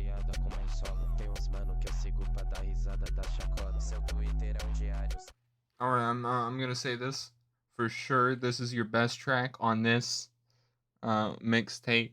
I feel like once it's mixed, definitely is gonna sound 10 times better. But this is definitely your gold here. This is what you need to be showing off. If you're gonna be advertising this mixtape, use this song and fucking put it on any video possible, buddy. Because this right here, I'd personally listen to this. I definitely would.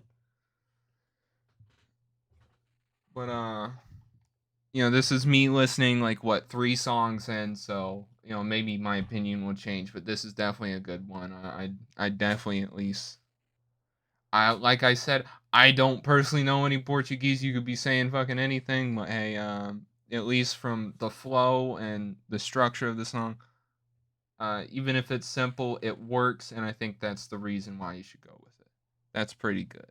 It's XXX Possibilidades. Let's listen. Ooh, okay, I like the Rain on Me sample.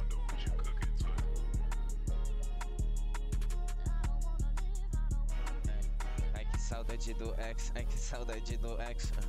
Vários copia ele não tá no inferno. Eu comi uma crente, será um sacrilégio. Ai meu Deus, eu tô muito chapado, Eu já tive princípios, princípio. E hoje eu acho que pela distância eu não sinto empatia. Não tinha como eu pensar na minha família. Sempre foi só eu e minha mãe sozinha, era tipo Johan e Nina. No, it's okay. Like I said, no entiendo. I really can only understand maybe like a few parts, and that's like me translating through the little bit of Spanish I know. So I can kind of get some words out, but yeah, like I don't know. Either way, I'm like looking for song, beat structure, how the words sound behind the beat. Yeah, I'd say Biro Biro is definitely a good song. Que aumentou meu ego, me dão sossego. Comia vara de menor quando era menor. Não mosca com essas fitas pelas ruas se não morre. Não foi minha vida inteira, mas se tirou, corre, o corpo morre.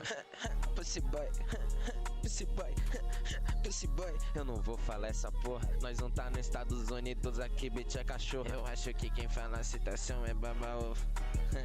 Nem saber manipular você. Eu me manipulo um tempo, eu me manipulo um tempo. A melhor habilidade que eu tenho é paciência. Eu consigo lidar. Okay.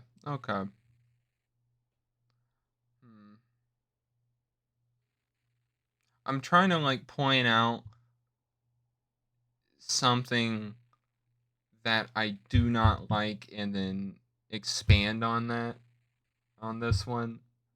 Trying to find something specific. This one, okay, the one I said, FHC that you're talking on, that one is a more consistent flow where I could see where you can talk on the beat. This one is like, yeah, you are just trailing on with words. Now,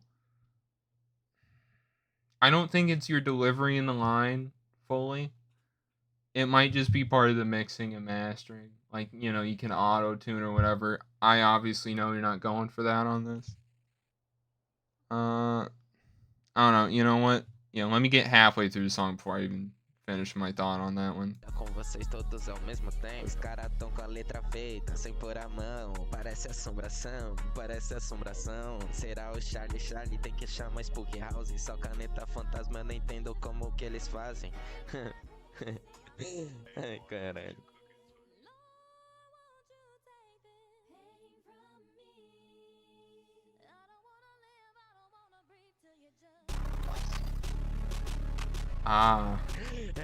Possibilidades. Hoje eu já não vejo você no futuro mais. Possibilidades.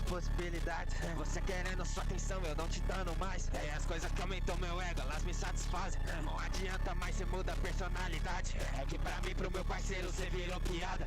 Sei que no fim das contas você quer dar uma mamada. Parece um cachorro implorando uma amizade. Mas no fim das contas é possibilidades. Eu sei que vocês falam sou psicopata. Eu sei que vocês falam sou psicopata. mas eu juro eu me acho normal. Apesar de meus amigos achar estranho, eu brincava com rituais. Eu nunca acreditei nesses fantasmas. Eu sou médium vidente, se você continuar você vai virar. Não é possível que ele falou de quebrada. Ele parece uma boneca que nunca saiu de casa. Só faço isso com esse cara. Ele que se passa, ele que se passa. Ah, eu sei que ele vai ficar nervado, porque eu taco na amiga dele e na já tem umas horas. No quarto dele, na própria cama. No próprio quarto dele da cama. Ai, eu falo essa porra, não é verdade, não é mentira. Eu sei que ele imagina, então tá vivendo um drama. Eu tô comendo a sua mente, entrando no seu psicológico, acabando com a sua cabeça. Quero ver o que você vai fazer daqui pra frente, mas eu tenho certeza que o destino é no terapeuta. Okay, I understand you tried something on this one. Oh, okay, you say it's your oldest track. Okay, okay. Yeah. I can see that. You know, I gotta say, like, you tried, and that's honestly the best thing that you can even possibly do is just try. And I'm not trying to be patronizing with this one either, so legitimately, like, I think you did a good job by just trying to at least do range. Like, this is definitely, I think, outside most people's range, especially starting out. And I think the fact you attempted was actually pretty good. I think some parts you did kind of convey the you conveyed the whole part of what you're trying to do pretty well. I don't know, definitely a little bit amateur though, but you know. So which one was this one? That was the fourth track. Okay, so now we're on Jimin, you know, my favorite BTS member. I like the beat on this one.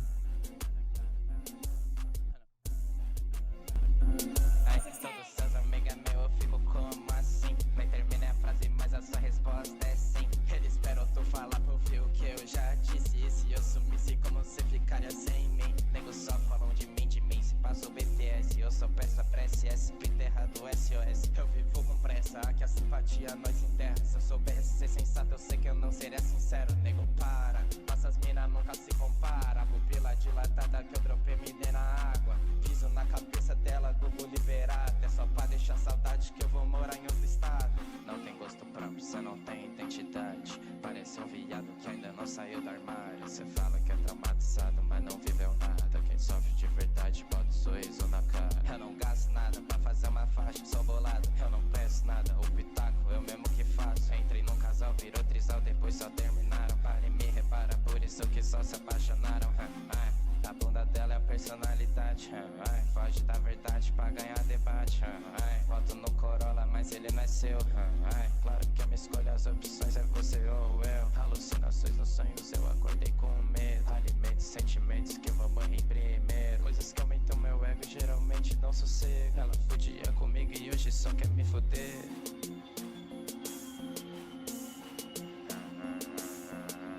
Fode a mãe da sua filha, pega a cria e grava um vídeo. Tô roletando a vila aqui no Jardim São Luís. O gênero dele só não é mais fluido que o meu link. Eu nem sou do BTS e eles só falam de mim. Ela disse que é fashion e que ela só curte grife. Ela pediu uma de 20, então eu dei o meu de 20. Okay. Alright, yeah, that one I actually liked pretty well too. Yeah, Jimmy. Alright. I think Daft Club is my favorite. Okay. Sorry, I'm trying to formulate like my thought on this song. I think you went with the flow pretty well. You were exactly how I thought the beat should go whenever I first thought or like first heard the beat. I thought like, okay, this is how at least a song could go, and I think you did pretty well. I'm assuming you're punching in doing all this, right? Like you're just going one line, stop, and then you cut off, whatever, and then you just go. I'm pretty sure that's punching in, right? Like you basically just record the line, whatever, cut off the tail end, then just insert. Yeah, okay. Yeah. I don't know, like, it definitely fits with this one. I will say, I do have another friend that does music. He does like plug and B style trap music. He does the same thing. I will say it's definitely effective, but I mean, I don't know with like your style if you definitely could one take a song. I would say, give it a try if you can. Definitely would be impressive either way. But I will say Biro is my favorite so far. Jimin's definitely a second, but it's time to give Daft Club a listen. Then I'm just gonna wrap up my whole thoughts on this. All right.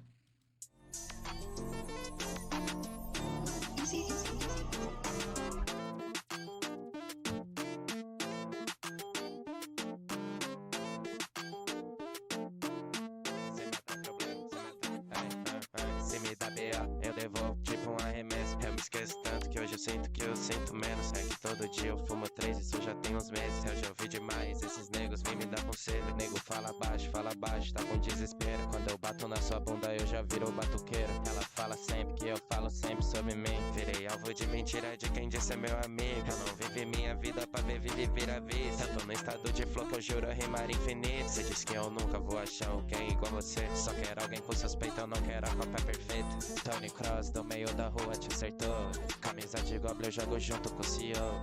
Eu não lanço type beat, eu lanço type flow. Se ela traz o vinho é certo que hoje a carne amaciou. A bunda de gelatina dela que me sufocou. Disse que a nossa foda é igual sexta-feira à noite. Ela se curva pra mim, nem tem uma religião. Desde o zero eu sou constante, eu sei que eu faço a minha função. Você vive só pelo perdão e pra passar vergonha. Cê se vende pra idoso e se acha ser pagão. Maracamburão, tem tesão da fuga pro socão. Eu tô ouvindo vozes que parecem com Daft Punk. Minha amiga já parou 2 vezes o coração. Claro que nós temos visões diferentes do amanhã. Você me promete que a partir de amanhã vai mudar. Essas viradas de chave, elas são tudo temporário. Ela acreditou em nenhuma mudança a curto prazo. A vida te valoriza se cê mostra resultado. Vende prensado pra gringa por R$25. Tá tipo de oportunidade que hoje não se acha. Que hoje não se acha. Que hoje não se acha. Que hoje não se acha. Que hoje não se acha.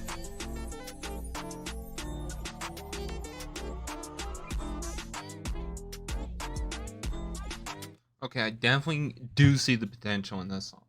I will say I do see the potential in this song once it's mixed and mastered. I'll say out of the 6 here, yeah, the 6 here, I don't think you have any utterly bad songs. But as like a quality standard across the whole mixtape, I'd say Triple X is probably your worst. But saying that and summing up this whole thing, I do say like you got at least something good here. You got something real good here. And honestly, yeah, I'd say like do as many edits as you possibly can for this. I mean, yeah, the favorite of your friends. Yeah, okay. I mean, hey man, like I said, I'm just like one person. I don't really know what you're saying. Probably doing some good lyricism there. That's the one thing I hate that I just can't understand about it. It's just like I can't get like good.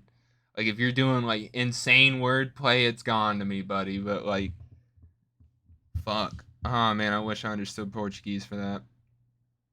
But either way, I do think you're making out of the favela with this one, buddy. Honestly, wherever you're at, I do think you're making out. Cause honestly, like you refine some. I mean, hell, you guys are going through like a big fucking like funk craze. I would only assume like maybe some rock music even then. Like you guys have like a lot of electrical style music going on right now. I think this trap you got pretty good like mix up. I would also assume trap's doing pretty good too over there. I mean, kind of is everywhere. Kind of is everywhere. Like even.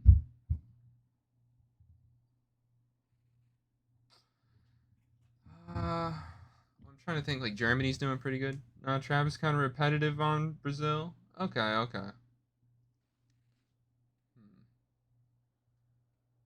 I don't know. I really only do listen to like those like funk edits. Um God, there's this one like song I was listening to on repeat. It was like a Super Flexo song. It was like the Mario one.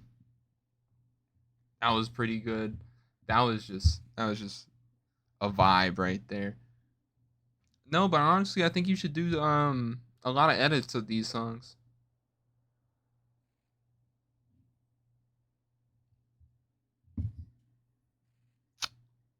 Yeah. I'm sorry. I'm just trying to think specifically. Like, yeah, car edits. Um. I'm saying this as partial joke, partial seriousness. Do Rainbow Six Siege edits. I know you guys love that shit in Brazil. Do that shit. And honestly, I think you'll pop off. Uh. God. It would be goated if Ibai listened to this. I'll say that. I'll say that. Who's like a big Brazilian streamer? I forget his name.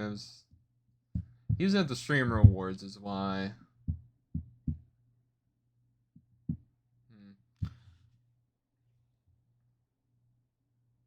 Coringa? No. I feel like if I just say like a somewhat pale. No. It's not John Vlogs. He was at the Streamer Awards that Cutie Cinderella hosted. It was I think like 2 years ago, or a year ago. No, not the last one, but the year before. Yeah, it's not Ibai. If I say like a pale looking dude with curly brown hair, I feel like that really doesn't narrow it down for you. I almost feel like that's like an obscurement. God, yeah, I can't remember off the top of my head, man. It's actually insane. Yeah, I guess we can go to like Twitch. Let's just go to Twitch. See, I guess you would be in just chatting. Viewers, B trim maybe. No, it definitely was. I almost want to say it starts with like a J or something.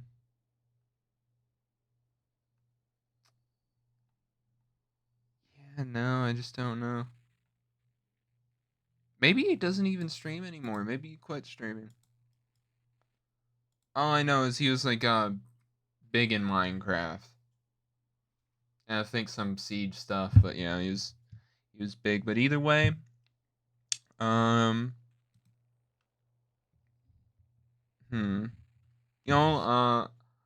log in to Alan Zoke. Nah, it's not ringing a bell. It's not ringing a bell. Fuck, man, I don't know.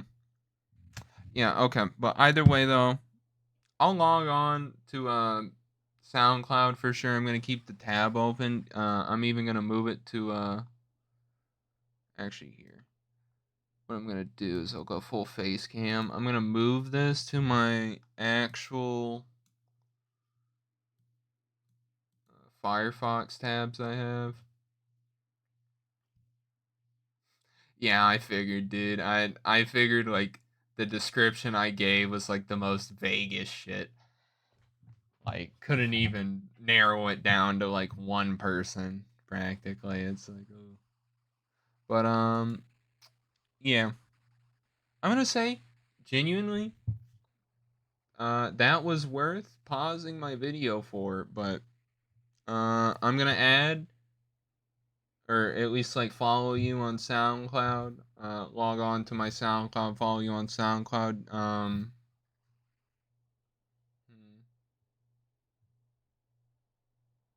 Oh, okay, yeah. Now, Are you gonna unprivate the mixtape, or are you just sharing it around? Yeah, no problem, dude. No problem. I actually like listening to it. You know, it kind of. I feel like I could do a segment on stream doing this stuff because this was genuinely fun. But yeah, are you gonna unprivate the mixtape, put it public? Cause you know I could. You know, I'll do like a little thing in the description for you if you want. Yes. Okay. Okay. Yeah, if you want me to do that, you know, for sure do that for you. What's it called? And feel free to use any of this footage if you need to for like. I've just made that tape. Oh, okay. Yeah, could I use the link you sent me, or are you gonna like unprivate it and then I can just link to that? Like, well, either or.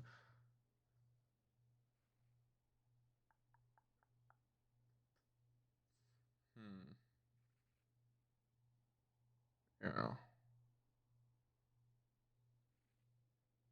All right, yeah. But yeah. You can use any of the outside public. All right. Yeah, I'll upload the video like tomorrow practically. I gotta like edit it down, but I'm gonna have a VOD on my YouTube, and well, I'm gonna have a main channel video that is just gonna be my first react, and then on my VOD channel, I'm gonna have the full VOD. Oh, okay. Yeah, so what I'm gonna do here, right? I did a reaction to a video before you, so I'm putting that on my main channel first. Then on my second channel, I'll do a video of this reaction specifically, and also have the VOD up of this whole stream. But this reaction specifically on my second channel, yeah, I'm gonna post everything, like the links and stuff. Probably gonna chop it up, edit it a little bit, but yeah, you could use the VOD, you could use the reaction, whatever, for edits, or you know, if you want to make shorts, whatever. Cause honestly, dude, I think you got something. You know, I'd fucking years down the line see a concert even. Yeah, no problem, dude, no problem. You know, thanks for coming to my stream and advertising. I mean, I usually don't like self-advertisement, not gonna lie. It was, you know, usually people who send links in my chat are just art, but, oh, thank you, so much for following too, dude. You didn't have to. But, yeah, I'm actually gonna add, Biro probably. That was a good, like, you know, I'm gonna say, like, ambient music to listen to. Like, I don't have to pay too much mind to it. That was pretty good. But, yeah, I think you got some talent, dude. Alright. So, okay. Going back to my video. Yeah, no problem, dude. You know, let's see. I don't know what time it is over in Brazil, but, yeah, I'm gonna have to get back to my other video now and finish my react. But, yeah, thank you so much, man. Yeah. I'm trying not to stumble over my words here, but yeah, thank you so much. And no problem either. But, yeah, have a good night. Good day. I really don't know. You know, have a good time. So I'm 23 minutes in this video, dude. Jesus Christ. Having a great time, singing, dancing, and fondling with each other's faces. Yep, have a good day. And I wanted to get involved and become one of them.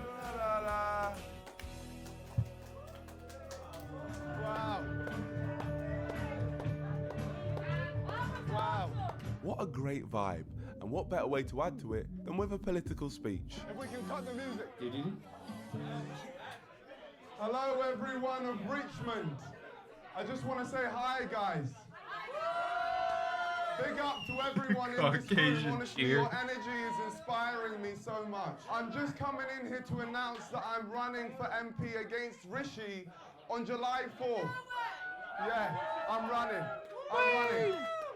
And unlike Rishi, I care about the people here, so I want to know what you guys want fixed, and I will do it. Get the fucking karaoke back on. Oh, I'll definitely do that. The people of Richmond were turning against me. No, so I'm not Sit actually down, from shut Richmond. up. I'm not. I've come here to do a better job than Rishi Sunak, and that's the main reason why I've come here. Sit down, No, shut guys, up. Please. It was clear an outsider was Sit not down, what this town shut wanted, up. and in fear of losing the pub any more customers, I put the mic down and tried. Oh yeah, one more thing. You said that you were gonna think of doing this type of content live. Yeah, honestly, dude, if you have other people that want me to review music, I watch like Black Boy Max, like his clips, some of his VODs too. I really do like this type of content. I wouldn't mind picking up producing and doing it on stream too. But genuinely, yeah, I like this whole like music listening to. Yeah, definitely. I'll definitely do it.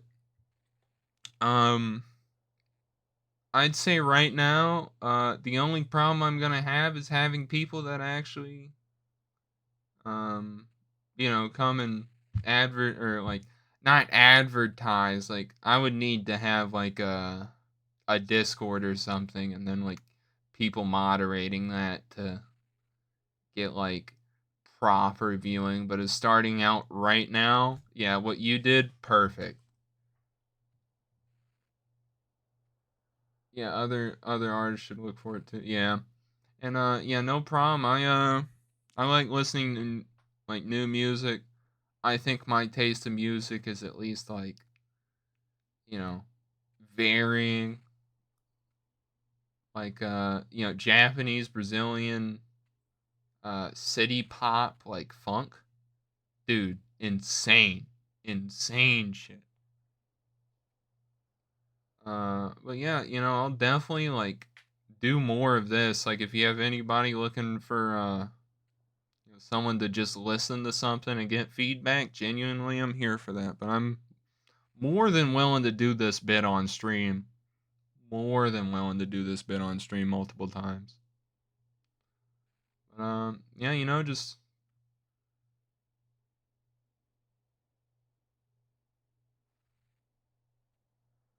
yeah. Yeah, I know. Like genuinely, I can understand like the whole just getting clowned on. I have good taste and patience. You know what? Thank you. You have good taste in beats for sure. I will say that you have an ear for that. Yeah, I can understand people trying to mock you. I will say at least like with it, I'll say with trap music, there's at least a heavy amount of people that will just judge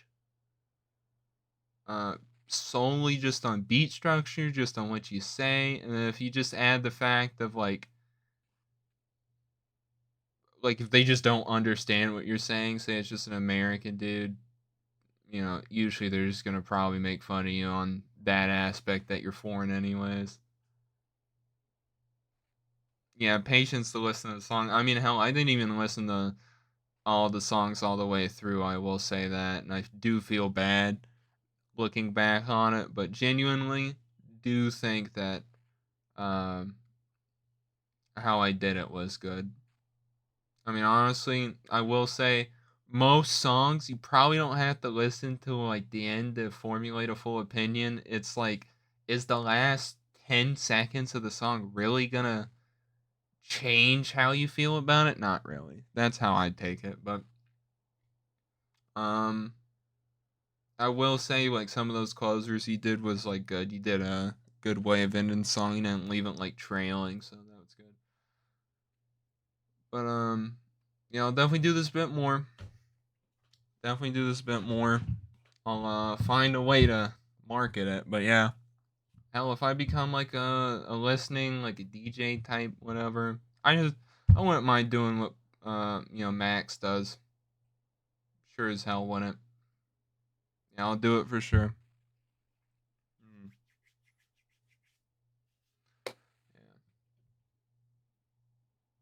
And thanks for enjoying yourself. Thank you for what's it called? Suggesting it too. Well, okay.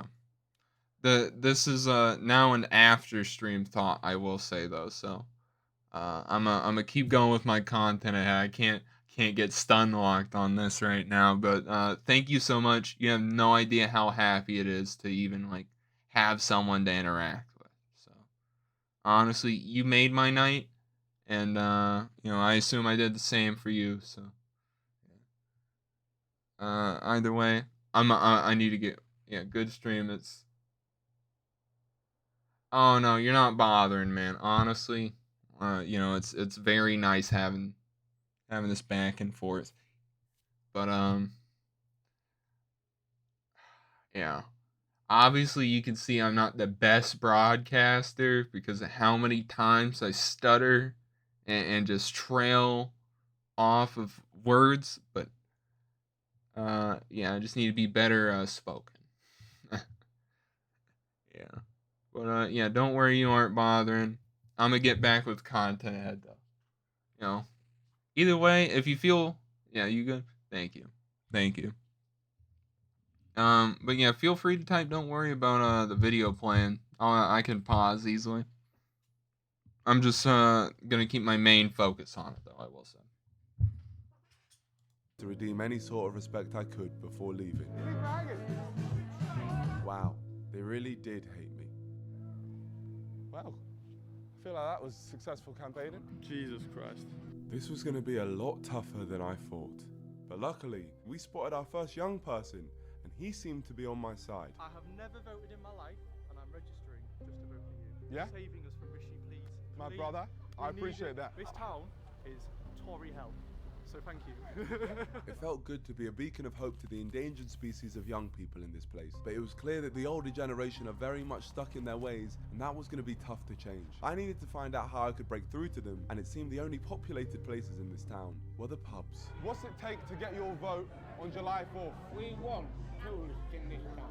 You want tourists? We want tourists. The same problems kept being repeated, but one issue was coming up more than anything else.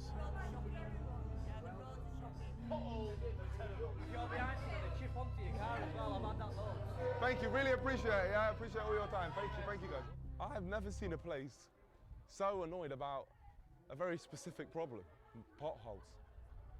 We called it a day there for our first day of campaigning, but all the hotels in Richmond were full, so we got a lift out of town for the night. So after a day of campaigning, I feel like I know a little bit more about what the people here want. I know that I still have to win them over. I'm a bit of an outsider, I'm not from here, so I already have to win them over a little bit more. I believe I'm their best option. Well, I know I'm their best option, so they better start liking me. But tomorrow's a new day, so all we can really do is just keep that campaigning going. Actually, you know what? I wonder where my viewer, Light Crayon, is.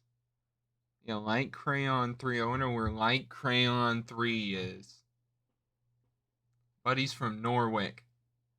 I need my Norwichian.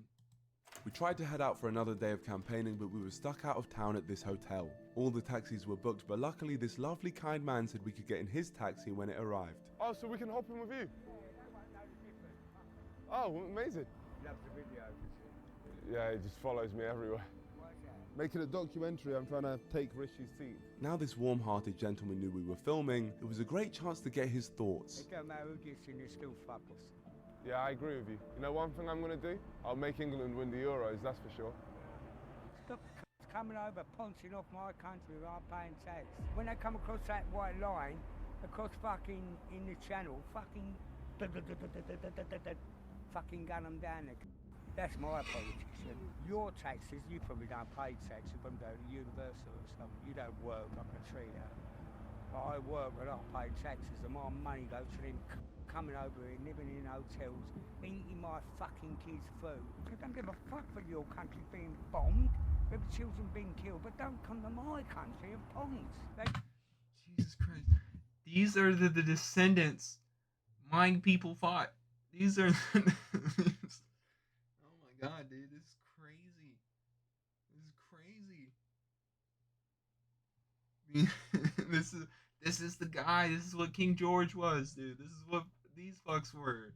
Give me a machine gun, I would machine gun them. Babies, fucking children, fucking men, women, I would gun them down. You would gun them down? Fucking 100%. I would stand there on a fucking machine gun and gun them down. Because when they come in, mate, they're only pawns of us. So they're better off fucking dead. I've had a book written about me, mate. I've had a book written about me.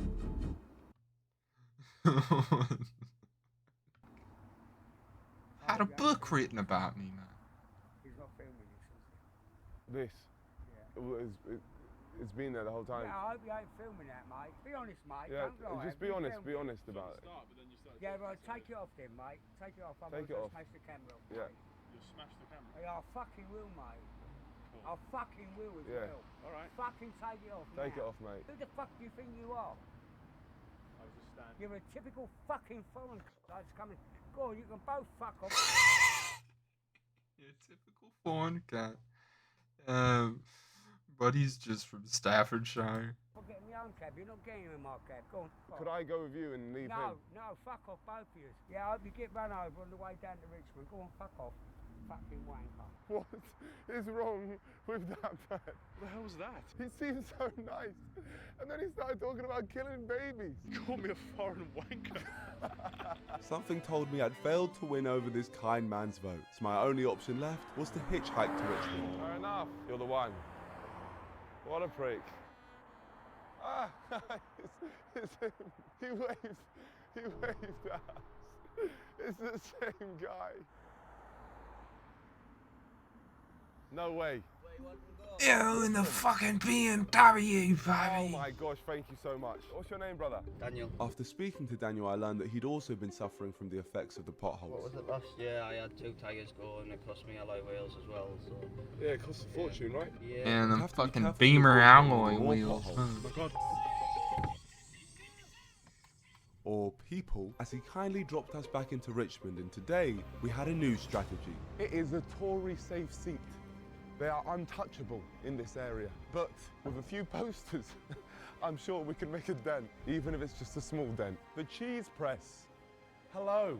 I'm just wondering if there's any way in which you'd be up for putting my poster. I can't say yes or no. I have a feeling that my boss wouldn't, with it being political. Absolutely fine. All no right, stress at good all. luck, love. Local shops didn't want to back me, and this was going to be a problem. The landlord doesn't let us advertise anything. I'm not allowed to pick them up, unfortunately. It was rejection after rejection. How am I meant to get people to vote for me when they won't even put up a flipping poster? Horror. What are the chances we can get that on the shop window? On the shop window? Yeah, we'll maybe consider it. Consider it. Yeah, we'll consider it. Damn. I just needed to find someone who believed in me. Ooh, it's a very nice hat. Excuse me, sir. That hat. What is the meaning of that? Using one of my D&D campaigns on Dungeons and Dragons? Yeah, I've based it on one of my characters from that. I'm running for MP here. Any words of advice? Try to not use this place as a stepping stone like Rishi did. Roads are falling to pieces. Potholes everywhere. Yeah. Could we see your steampunk place? Yeah, sure. And little did I know at the time that spotting this hat would be the biggest turning point of my campaign. One of the oldest roads in Richmond, this. Oh, wow. So this is your place? Yeah, it was my grandfather's. He had this place nearly 40 years, you know. Wow. Most of the stones in this building were stones nicked from the castle. Yeah, Is it? it's nearly 400 year old, this place. So this place here literally represents Richmond? Oh yeah, yeah, sure. What a place. What's your name, brother? Tate. Nico. Nico. I believe our paths were meant to cross. I'm trying to learn as much as I can about Richmond, and But he looks like he was crafting D&D. This is the fucking guy. He's the guy. This is the guy, dude. I feel like you're a Richmond encyclopedia. Well, Probably. I used to give Richmond tours. When I'm not doing this on weekends, I work at the Richmond Youth Group. I need you in my campaign, brother. Tate was clearly a good guy for his community and a talented guy too. It turns out he actually hand makes a lot of this stuff himself, but sadly, it seemed his business was struggling. So you got a successful business here? I don't know about successful. Try my best to keep alive. Little businesses and little shops, like my own, for example, are really struggling. It's impossible to really make a profit. Tate wasn't the first person to tell me the town's tourism needed to improve, and I was now more determined than ever to fix it. He said tourism's struggling because people simply just don't want to be in Richmond anymore. I want to be here. Yeah, no, I do. Literally got my name in the cobbles outside here. Do you? Yeah, I was like 3 years old. I was pestering one of the cobblers. He put my name in by the doorstep. Look at that. The man's name is literally engraved in the floor of this place. That's one of the reasons I kept this place going. I'd felt so much rejection in this place so far, and now I'd found someone who represented it more than anyone else. If I could get him on my side, he could be the key to win over the whole area. Would it be possible to put one of these up in your shop window? Certainly. I wouldn't mind at all. Yeah. Really do appreciate that, thank you. That's perfect. Next to the bong. So I purchased a frog with some crazy backs and said goodbye. Thank you so much. Thank you for not making this day a complete waste of time. I'm glad, and thank you for your time. Tate, ciao. Oh, geez, that low door, damn. What an amazing guy. Look, right there. We're in the window. Do you know how many people are going to see that? Probably 4. Yeah, probably. But hopefully those 4 people can turn to at least one who votes for me. One vote wasn't enough though. We needed some more posters. Would you be up for putting Vote Nico on the board? Sure. Amazing. And the posters started flying up. They put us up in pubs, coffee shops, shoe shops, clothes shops, fish and chip shops, and even the town hall menu box. I'll have United for this. After meeting Tate, our luck had changed. More people in the area started supporting us. Incredible. And it was all because of the first domino. I think we've got our message out there enough. Enough shop fronts are saying vote Nico, and that is what really matters. I'm over the moon with this. I think now we can really push forward.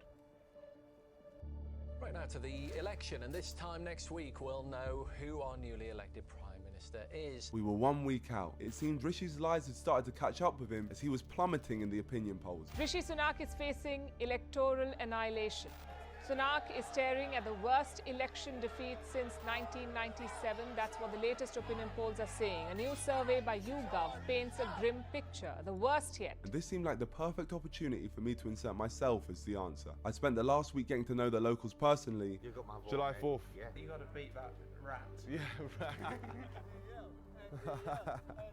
And it felt like people were starting to warm to me. I've heard about you. You heard about me? Yeah, so you're doing a good job in the area. But this wasn't going to be enough. If I wanted to compete properly, I needed a plan. So I created a guide to saving Richmond and Northallerton before the election. And who better to pitch it to than Tate? Right now we're about to see Tate again. The reason for that is I feel like he represents this area the best. He knows everything about it. So I want to pitch to him my plan of helping the area before the election and see what he says. And as I headed to see him, I was met with a sickening surprise. Oh my God, Nico. Look at the window. Oh my gosh, I'm gone. How do I bring that up to him? Hello, my friend. Is that I saw that the poster fell down? Oh, I took it down because I'm upset I'm not going to vote. Oh, really? What made you decide against voting? I feel like I'm really making a difference, honestly. I don't think anything I do will really help. I think you can make a huge impact, Tate. It saddens me that you don't think that your voice matters. My ideas for helping this place, I wanted to come here to speak to you about it. Yeah. I've got a plan, which I want to do before the election. Sounds a bit wild, but I'll tell you. First off, I want to go out and fix some potholes. You think that's a good idea to go and do as long as it's safe? Yeah, as long as it's safe and they're filled in properly, so we get people talking. Yeah, get the people talking so they see that it's possible. The next one, what I wanted to do was completely based off our conversation. Bring a whole lot of people in and have like a tour bus to bring the community together. And I was hoping that maybe you could help pinpoint the best places where you think a tour bus could go. That would help the whole town. And I'm hoping that with that we can show the change which can be made. Well, let's hope so. Get that thing done and make sure people see it. Tate, thank you so much. Your voice really does matter. Okay. You might not think that, but I can only tell you the impact which you've had on me, and I appreciate it. thing when you're sat here for hours on end with nobody in. You think about a lot of things. Thank you, Tate. With Tate's approval of the plan, it was time to carry out step 1, the Motherfucker potholes. took his But thing first, I down. needed to make sure this was all legal. Hello. Hello, it's me, Nico. I found some people in the area who are happy for me to fill in potholes for them. Is that okay for me to do? No, don't do that. Why? Because you're not an elected official, so the roads and the upkeep of roads is not your responsibility, and it could be seen as electoral fraud. What if I were to dress up as a vigilante so no one would actually know that it was me? That sounds like a terrible idea. It's still electoral fraud, you just might somehow get away with it, but that doesn't mean it's the correct thing to do. So I could get away with it? Maybe. That's like the worst thing to tell your lawyer. Ask him. It's like, maybe. I would have loved to have filled these potholes in myself, but unfortunately that would be considered election fraud, as I'd be bribing people to vote for me by helping them out. But luckily Batman turned up. He joined up with some local pothole fixers and began filling in potholes himself, and we happened to catch it all on camera. What a coincidence. And after fixing his first pothole, word was getting out about it. I'm trying to save this place. Are you the MP guy? No, but he seems really cool. YouTuber, yeah. Since I'm Batman. Spread the word that Batman's here to save the city. And he was straight on to the next YouTuber. pothole. We're trying to work out how we can save this place. Yeah, it's YouTube. called Batman. Yeah. Got a few movies as well. Do you know the Joker? Seen him, I've not seen him lately. He's the reason all these potholes are here. Can't believe he managed to find his way as Prime Minister.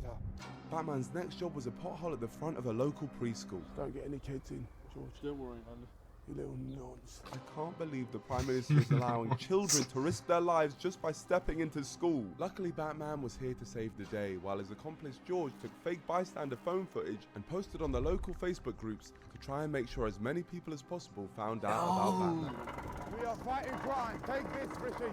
Beforehand, the kids would have left this school and tripped over and maybe broke a bone or something. But now, it's safe. What we've done here is nothing short of heroic. God, it's tough fighting crime. And as Batman headed to his next mission, he tried his best to do some good deeds. Do you need a hand? You need some help? You good? Who are you calling a devil? Run along now. Come back. I'm sorry. Batman then headed into Northallerton to spread some more joy. He just lost the voter. He just lost the voter. Nice trim. What did you say? A nice trim. Batman continued completing good deeds around the Northallerton area, but people were having a tough time understanding that it was in fact Batman and not me. Are you Nico? No, I'm Batman. Yeah, you are. You're Nico. I'm Batman. Is he Nico? I'm Batman. You're Nico. I'm Batman. That's Nico. I'm Batman. And then Batman moved on to his I'm final Batman. pothole of the day. That is an absolutely horrific pothole. I want to be Robin. You ready to be Robin? I'm ready to be Robin. Robin was happy, and so was Batman. After a long day of filling potholes and helping people, I just hope that the word spreads about Batman. Yeah, hopefully the plan works. And word started to spread pretty fast. That very evening, Batman returned to the centre of Richmond as he was contacted for an interview by a local journalist from Richmondshire Today. There's got to be a reason why you're filling in potholes. I mean, what inspired you to do it? People get pissed off about loads of things, not just potholes. First off, I thought, let me try and fix the potholes. You know what they say, you either die a hero or you live long enough to see yourself become a pothole. Or you live long enough to see yourself a pothole. Become a pothole, yeah. Excuse my ignorance, but are you standing at the election? No, I'm Batman. But you're not standing or anything like that? No, Can I'm I ask Batman. what your real name is? It's Batham. Yep. Manly. Batham? Batham Man. H-A-M. Manly, M-A-N. L-E-Y. Are you local? I mean, Gotham's relatively local. Relatively, yeah. Batman, thank you very much. You're a superstar. Tell the world what you've heard today. Well, now that's done. Come.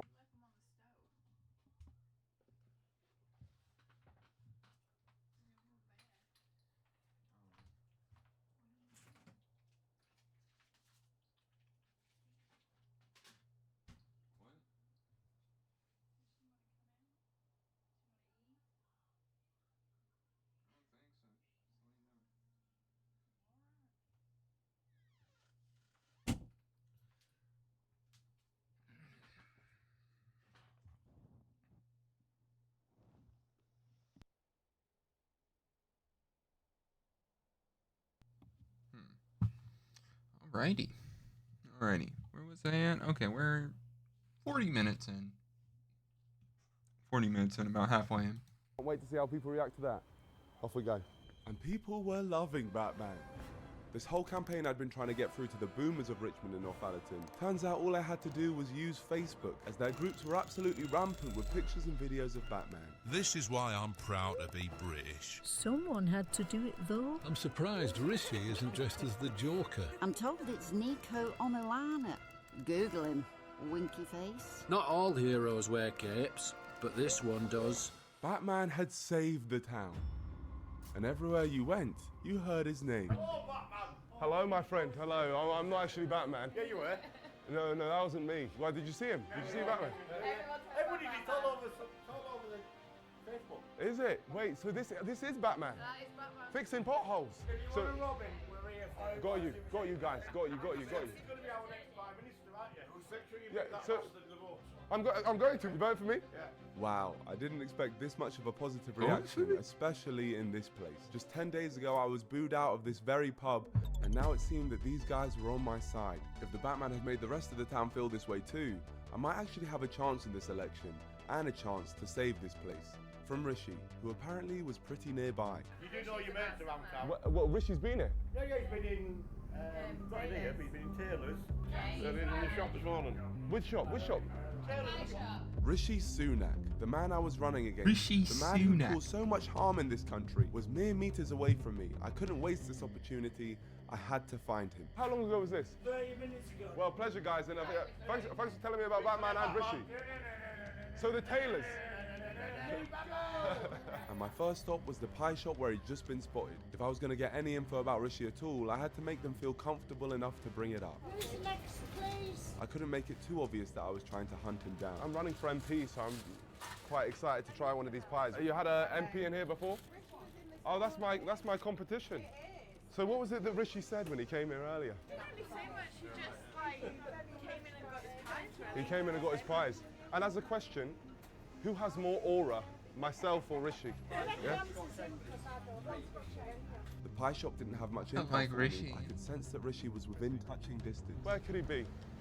Where is Sunak? But no matter where I searched, Has Rishi been here today? Not in here. it seemed I lost his trace. Have you seen Rishi? This morning. Rishi may have escaped our grasp today, but he has not won. The battle is not over. He is just hidden away from me. We will find you, Rishi. And when we do, you'll know that your time is up. You're not. I'm not gonna kill him, but I'm gonna let him know that I'm the man. That's what I'm gonna do.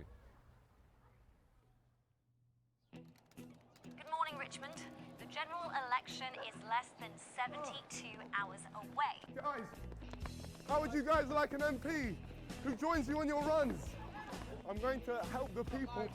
Legend. It seemed like my work taking down Rishi was working. The UK election just days away now, and opinion polls suggest the UK is headed for its first change in government in 14 years. Could Rishi keep up with you guys like this?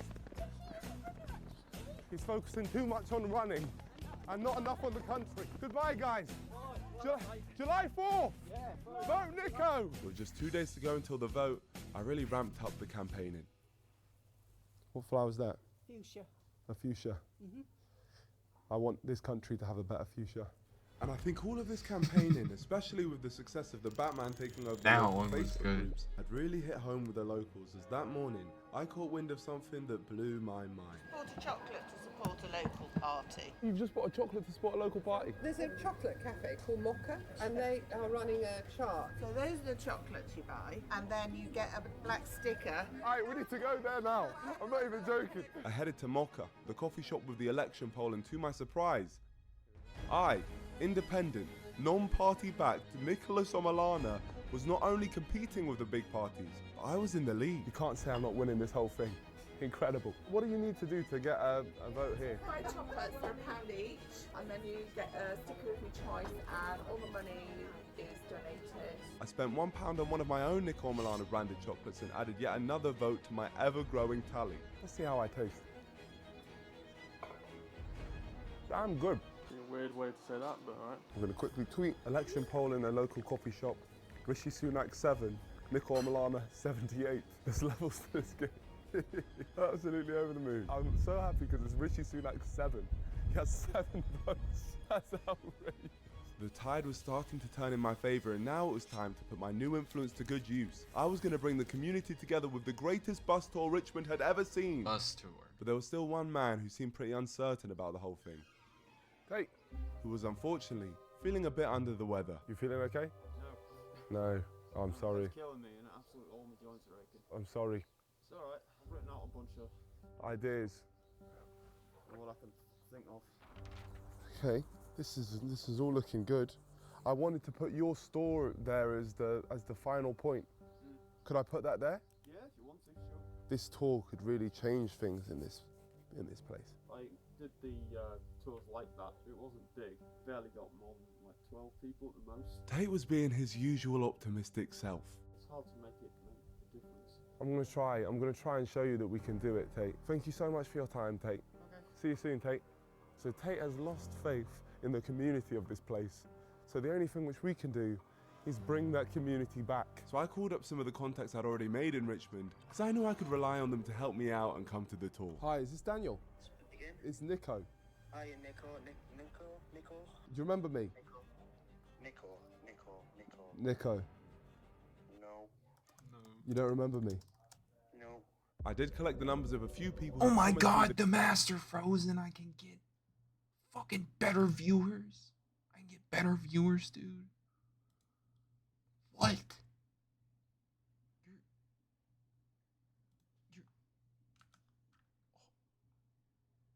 Oh my god. Oh my god. You know what you can do? You know what you can do, buddy? Holy shit. You know, it's this like crazy new thing, right? This crazy new thing. Right? Boom. You just get timed down. I don't care. Yeah, I don't care. A little bit of Inception, but yeah, I don't give a shit about you, buddy. Fuck off trying to advertise fucking free viewers. They come to the tour, but who knew if they were actually telling the truth or if they just didn't want to disappoint the new upcoming politician in the area. And I wish I could have spent longer collecting numbers, but I had interviews to do. With my recent rise in popularity, it seemed every journalist in Richmond wanted to hear what I had to say. Why are you the best person to lead this country? I have aura, I'm not weird, and I just know what I'm doing. And for some reason, some of them still weren't taking me seriously, like these guys from The Guardian. You're a candidate here. I'm a candidate, the most serious one. Why are you wearing children's sunglasses? Why not? Good answer. So you're a candidate here? I'm a candidate, yeah. I decided to run here to compete directly against Rishi Sunak. Why? When I saw that he wanted to send young people to war, I decided to go to war with him. But you haven't got a cat in hell's chance, have you? Well, I do. You think you have? Yeah. What's the joke? Have you ever heard of the story of David and Goliath? That's what's about to happen right here. If you don't believe that I can actually win this election, you should go into that coffee shop just there, Mocha, yeah? And you should see the poll, and you should see where Rishi is and how many votes I have. People's mind, I was just humbled when I walked in there this morning and realised. This is the first you'd heard of it this morning. Yeah, I walked in and someone told me, oh, you're winning the poll. And I was like, what poll? It's the Mocha general election chocometer. You're absolutely eating his lunch, according. Yeah, he destroyed him. And Rishi he is flapping. He's panicking a lot. I'm not counting, but there's 88, which I've got. Are you even beating the Labour Party here? Yeah, destroying them as well, by about 30. Okay. But I'm not counting. Right, I better vote then. Well, I think we'll have two on Nico's pile. Oh my goodness. I like your action. On Nico's. Thank you, man. Where's Nico's one? Sold out. Yeah. Running out of space, I think. Thank you for your vote.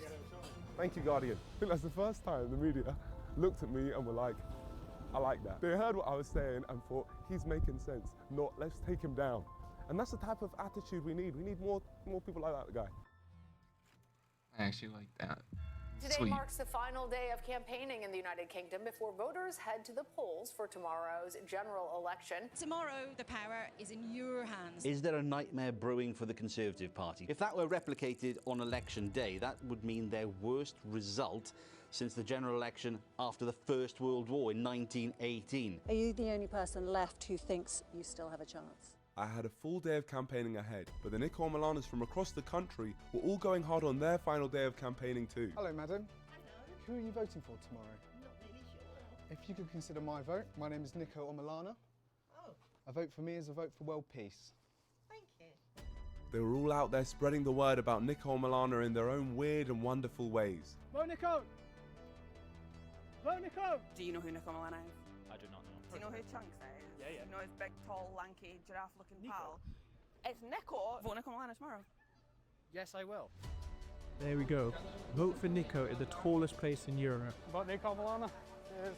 They dished out thousands of flyers and hoped to get as many votes for themselves as possible. And now that they'd done their job, it was time to finish mine, which takes us to the final step of my plan, the bus tour.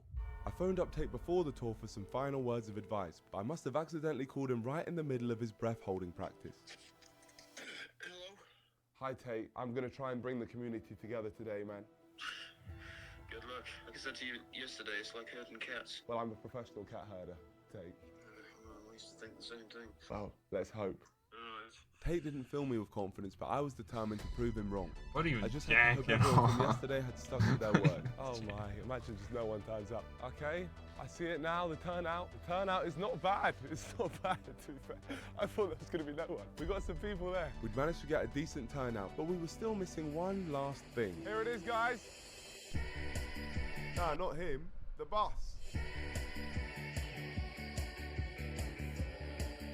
Enjoy the journey, guys. Welcome on the bus. Here we go, guys. My first Richmond and Northallerton tour. You want to join us? Yeah, come on then. How you doing, man? Let's get into this. Are we ready? Yeah, let's go. Yeah? We're off to Northallerton first. Richmond, I love you. Vote for me. Hey, man. Vote Nico. Vote Nico to save the place. I'll make Richmond a capital city. I'll get Tommy Robinson to change his name to Abdi Mohammed. Hello.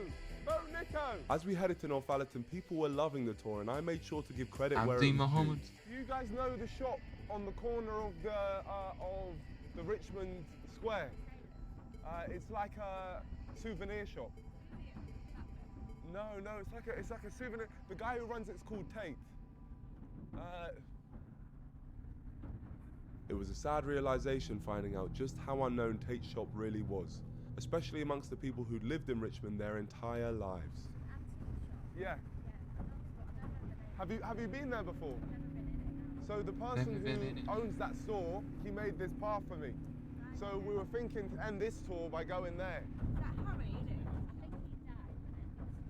Yes, his granddad passed away and then his grandson took over. Yeah, exactly. Tate's route took us through the local towns of Scorton and Brompton-on-Swale. Hello, Scorton! Wow, look at that! Look what they drive in Scorton. Hi, mate! Nice car! Vote Nico or we crush you. And a few miles down the road, we'd reached Northallerton, the furthest point of the tour. Vote Nico! Hey! I'll put Buckingham Palace on Airbnb!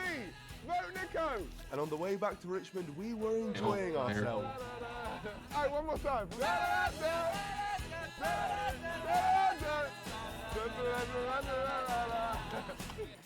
We'd arrived back in Richmond, but the tour was far from over.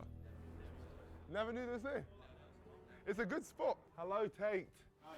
How we doing, mate? You all right? No, not too bad. This is actually incredible. Oh, wow. Tate will know better than I do, but there's a whole bunch of Richmond history just in this one building. Oh yeah, the building's not like 400-year-old. It's probably one of the oldest buildings in the town. It was so heartwarming to see Tate in his element, with a glint back in his eye and a smile on his face as he talked about his passion. Oh dear. Careful, guys, careful. Any breakages must be paid for. Yeah. People were fascinated by his stories of Richmond and his collection of antiques. Oh yeah, it's good. Who says that? A couple people bought a hat for themselves, and so did I. There we go, perfect. Oh yeah, that looks great. I need to rock this all the time, to be honest. I've never seen one that good condition. Would not recommend wearing it in the rain. Guys, Tate literally did the whole tour, which we just went on. He designed it himself, so yeah, massive appreciation to you, Tate, for that. Thank you, guys. Thank you so much, Tate. Most hats have sold in weeks. Since coming back to Richmond, this was the first time I'd seen true community in this place, which is something that Rishi just hasn't been able to create here. I think that was absolutely amazing. at all. And after saying goodbye, we went back to speak to Tate to see how he found it. Oh, it was a mission, but we got the people together. I mean, it was nice to hear so many people who'd known my grandfather actually realising we're still open. Nice to have people aware of it again, I suppose. Yeah. Yeah, it's good. I'm so glad, Tate, because that's what I wanted. I feel like this is such a cool place, and anyone from Richmond would really take this in.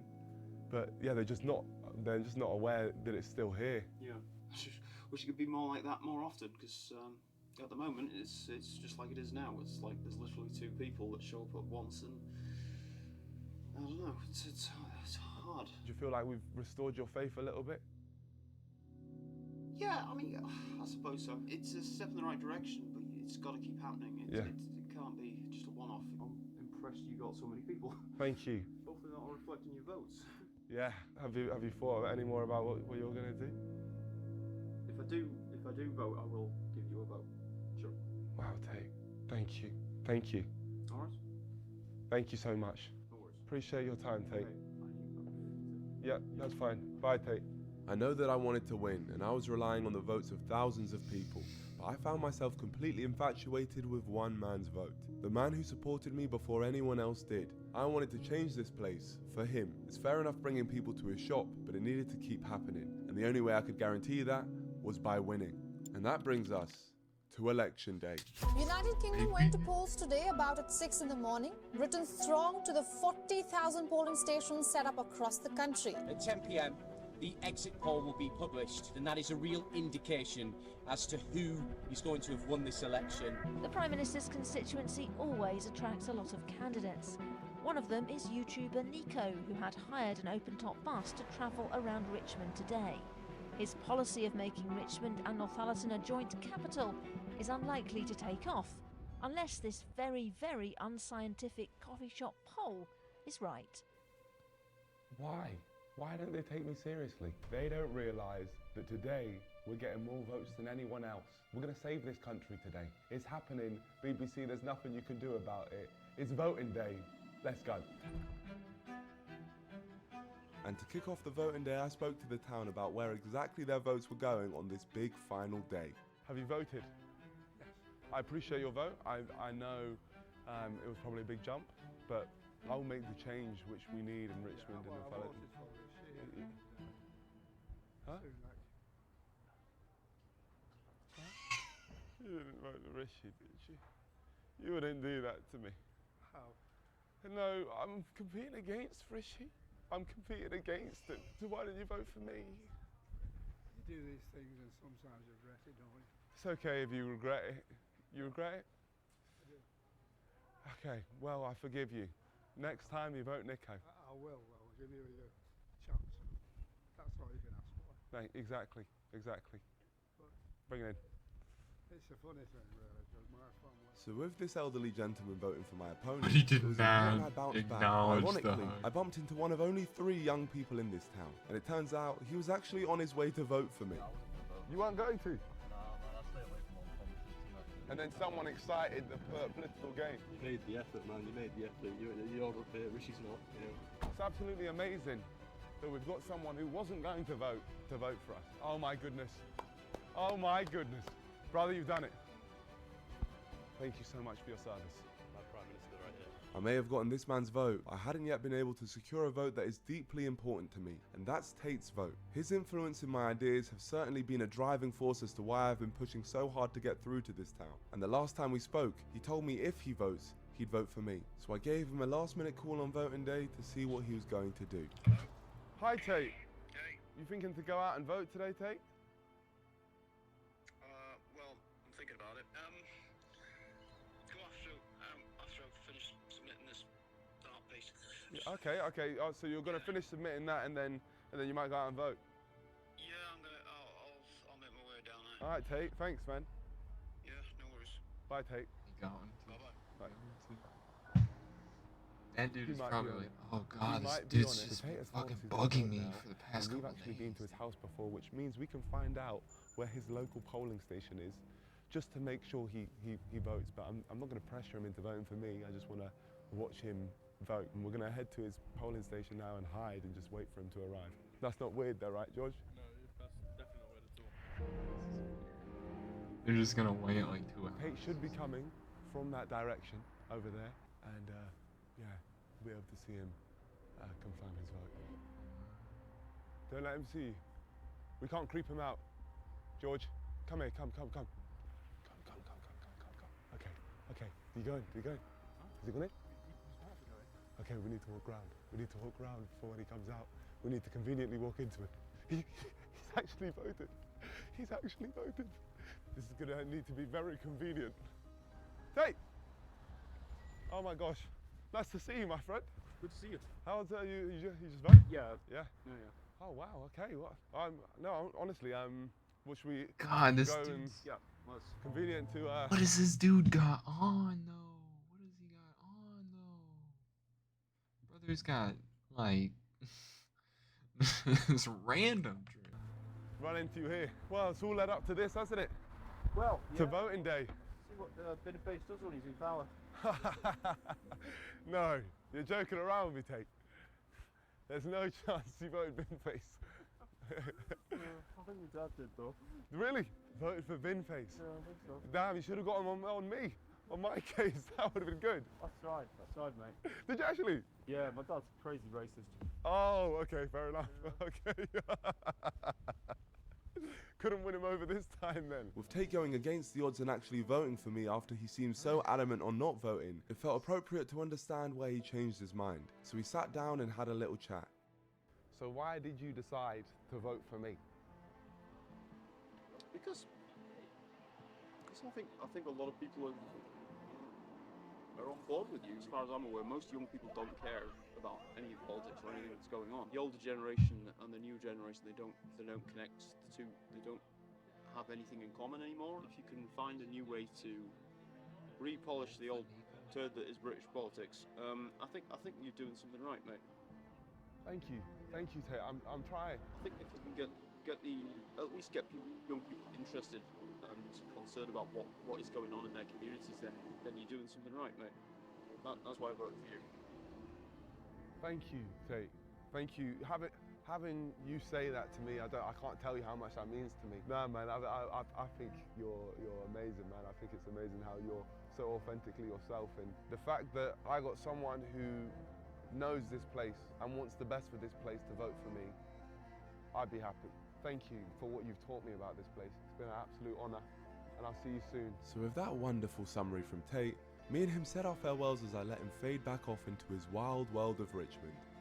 And while he did that, the time had come to finally head towards the count. There are a few hours left of Decision Day as we elect 650 MPs. Across the country, millions of us have been turning out to vote. Broadcasters aren't allowed to report details of election issues or campaigning until 10 o'clock tonight, when the stations close and we get the first exit poll.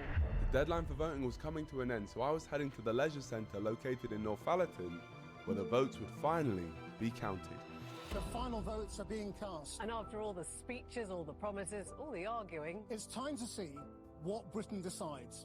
So the question is, will it be Rishi Sunak, Sir Keir Starmer, or Nico Malana? We don't yet know, but we'll find out tonight. We've been pushing for weeks on end to get through to this town and the country, striving for change and to make things happen. We'd been campaigning and speaking to the people as much as we could, but now there was no more.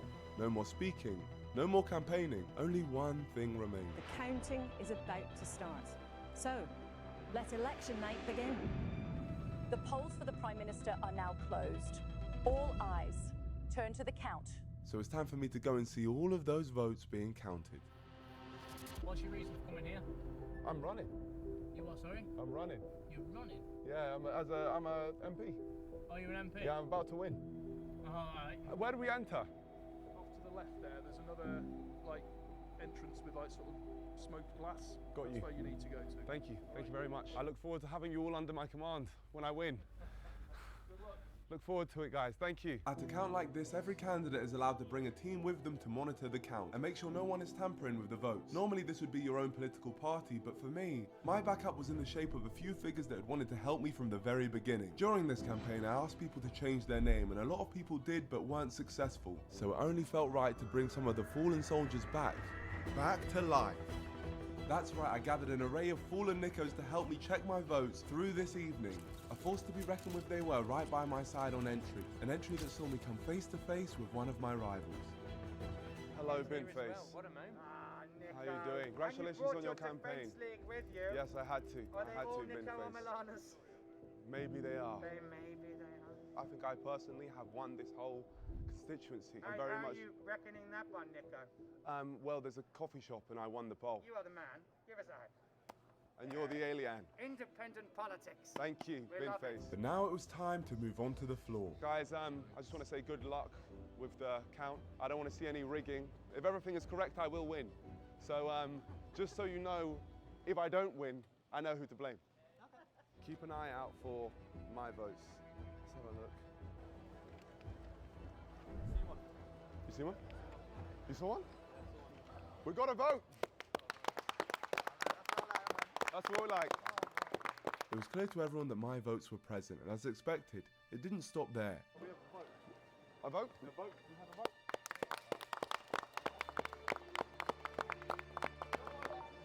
No. Two, double clap. Truly inspirational work, guys. We've got the majority now. Rolling. Go on. 10,000 votes. 10,000. Oh, we're flying now. We're absolutely rocketing. Hear us, we're coming for all of you. I think it's when they've got a vote. Oh, I think. It's going to be a long night of it before we got here all night. I know. It seemed that everyone around us was starting to realise that we might actually win. So naturally, we were approached by the media for some questions. Nico, I have to admit, I have never seen anything like this at a count before. You all dressed identically in your sunglasses, applauding every ballot paper where there's a cross for you. Every 1,000 we applaud. We're doing extremely well. We're very excited to win this whole election and bring it home. And defeat the Prime Minister. Oh, he will be absolutely destroyed. Rishi will be crying and we will be tasting his tears. I mean, it looks like his party's not doing at all well tonight. Do you feel because for of him me? at all? Yeah, no, I don't feel for him at all. I have zero sympathy. He had this coming. And yeah, because I have campaigned so much, the Conservative Party have just fallen through, and it's all because of Rishi, and it's all because of me as well. And she was right. Over the country, it was clear the Conservatives were falling. It was a record-breaking low for Rishi's Conservative Party, which shows that his methods of lying, turning people against each other and dunking on the young had not worked. The Conservatives have lost it. Shapps, Chalk, Mordaunt, Hart, Keegan, Fraser, gone. There was now no way Rishi was going to be the Prime Minister. He had officially lost the election. So my expectation was very high. Winning is the only option. If I don't win, then something has gone wrong. I'm not going to say rigged, but rigged. Are you serious? What's the joke here? There is no joke. I'm the most serious politician in the country, and I genuinely believe that. And that you'll be Prime Minister?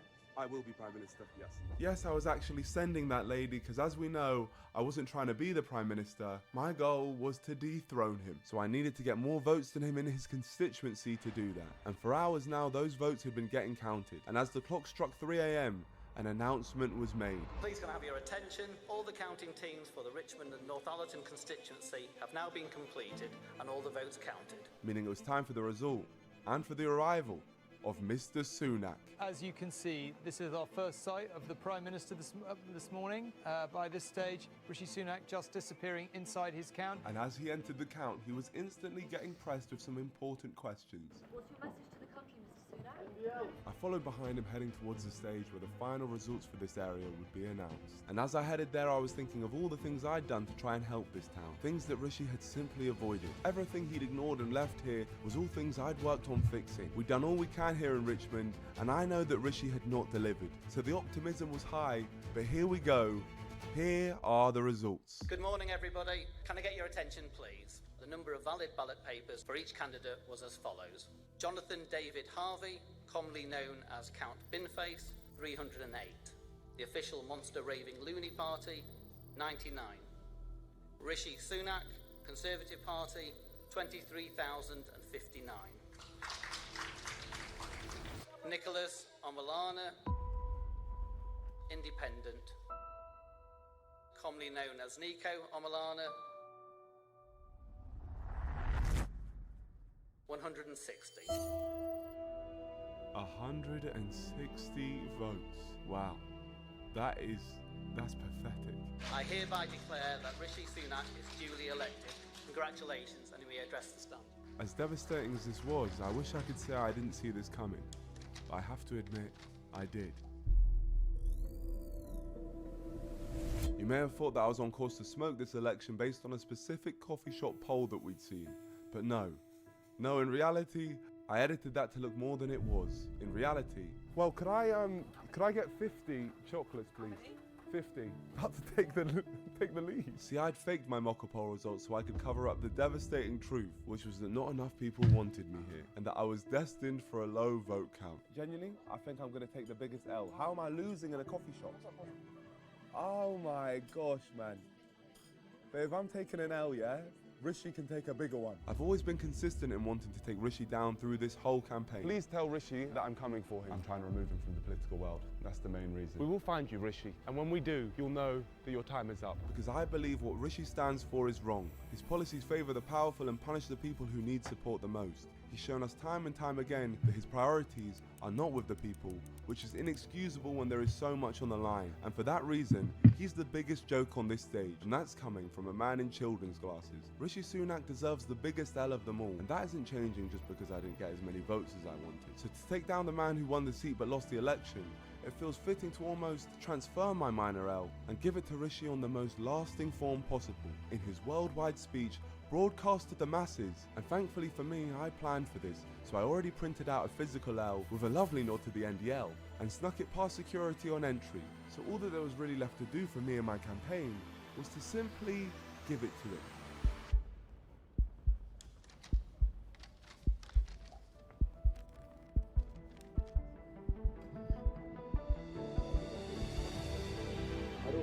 This L was from all the people that Rishi discarded along the way, and straight away the media wanted to shut me out. They tried to move the camera away from me, taking the focus away from the giant L and back onto Rishi. But I hadn't worked my way up here just to be shut out. So I did what needed to be done and shuffled my way back into frame.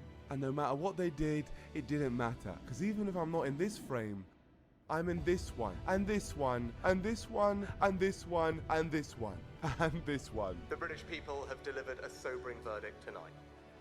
There is much to learn and reflect on, and I take responsibility for the loss. I will now head down to London, where I will say more about tonight's result before I leave the job of Prime Minister, to which I have given my all. Thank you.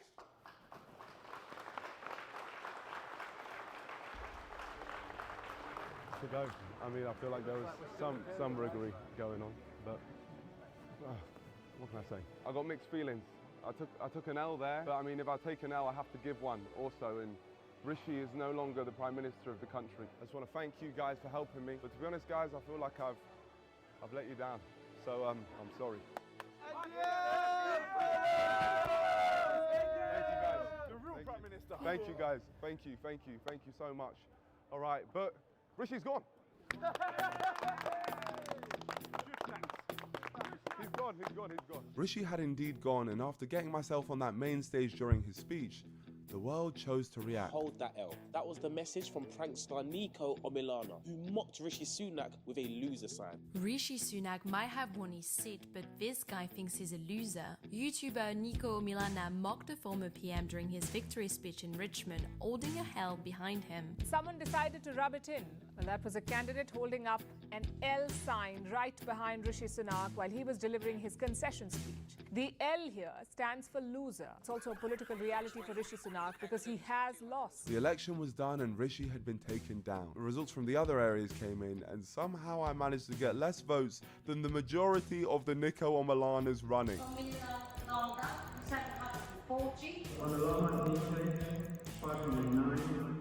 Nico Omalana, 311.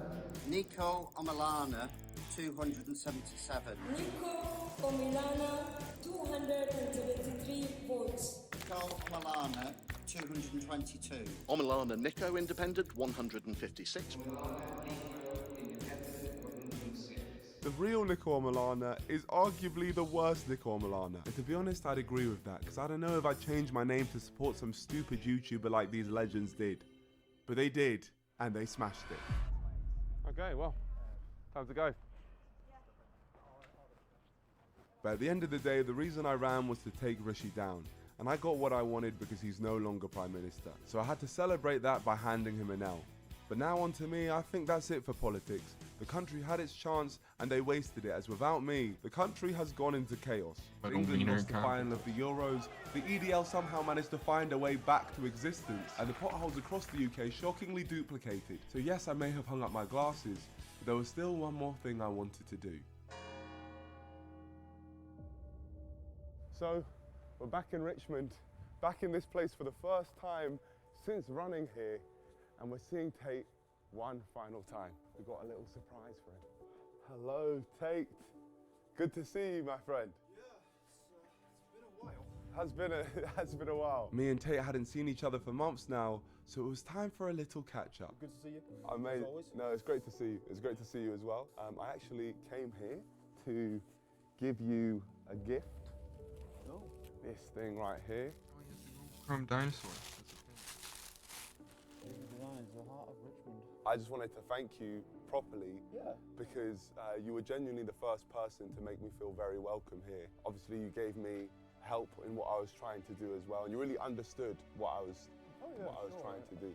I know from speaking to you that this place seems to be the thing which you're most passionate about. Yeah. You spoke a lot about community here in Richmond and how it was kind of going down, and it had also affected your shop here as well. There's not really anything I can do necessarily about the community here in Richmond, but one thing which I do have is a very engaged community on YouTube. The NDL is a big movement, and I know the designs around this place, the fact that you make all of this stuff, a lot of this stuff yourself, I know that people would be really engaged with that and really interested in that.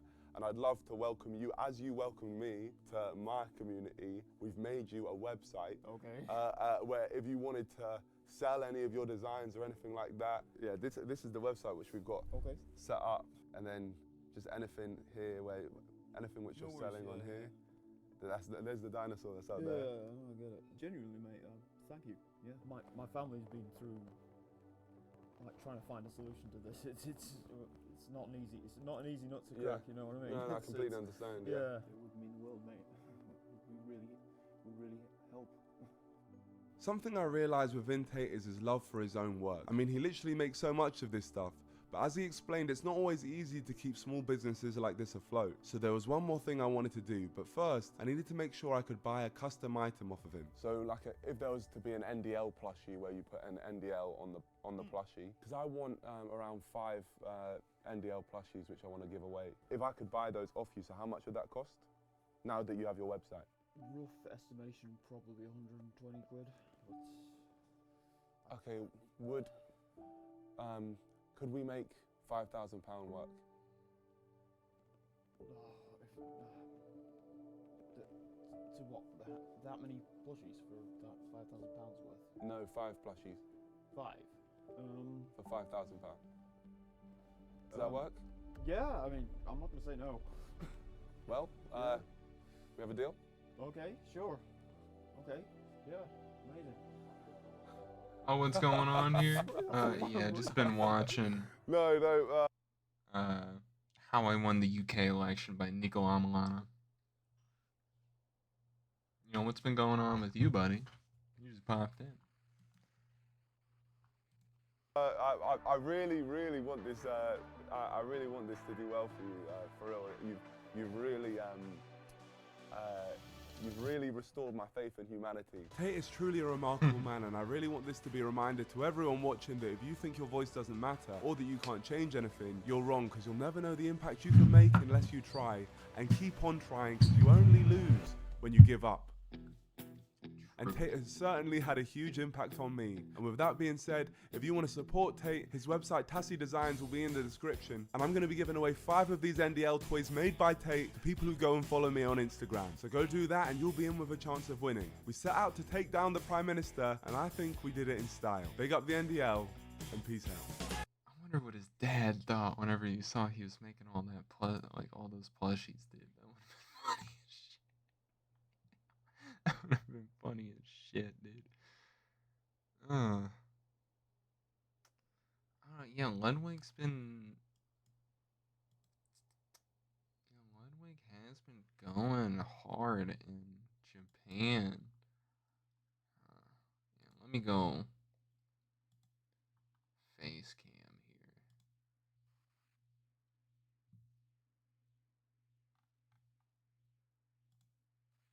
Has he not done the... I guess he hasn't yet.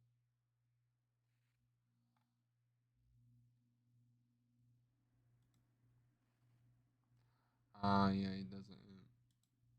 It's crazy.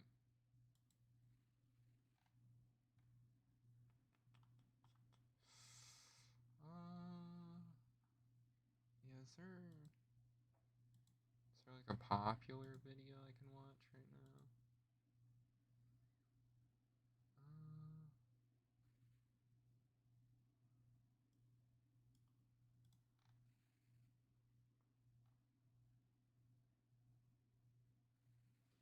Yeah, no. I mean, I could go.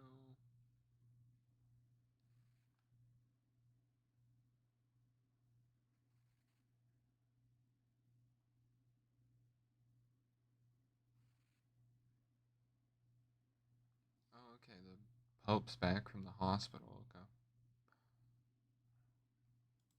What was I gonna check? No. Oh, I was gonna check my Twitch out. That's what I was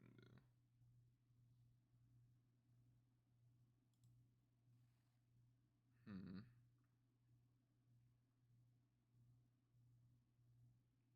Destiny 2 Final Shape Raid Race? Yo, brother, what are you... How'd you even find me?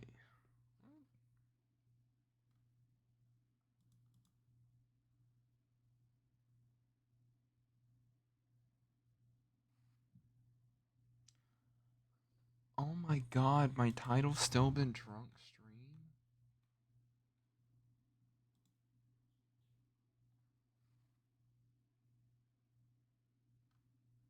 My title's been drunk stream the whole time?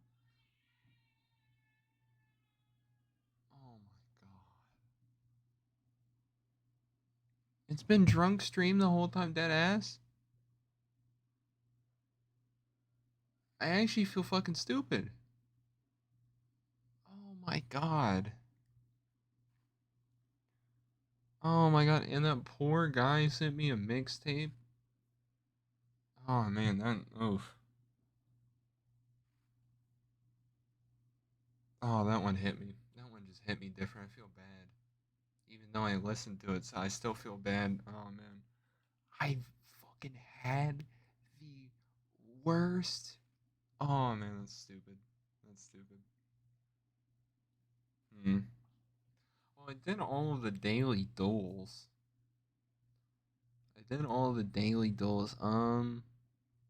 Actually, yeah, Chatter, you have any recommendations of what I should do? I was thinking about playing some games, probably some League. But, you know, if you got a recommendation of doing something else, I'd fully go forward with it. Hell, if it was like fucking GeoGuessr.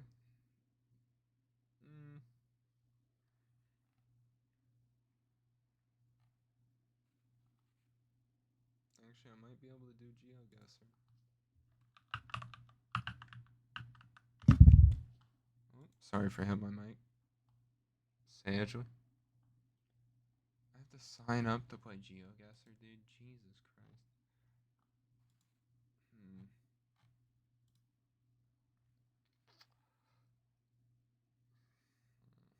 I'm trying to find another video, like a quick little video. Oh, Daily Dose of Internet. Let's just finish off with that one.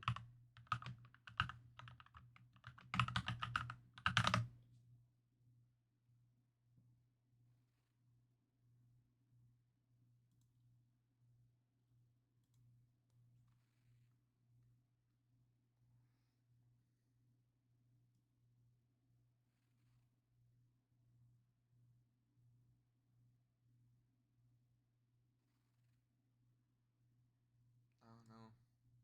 Here. This is like an 8-minute one.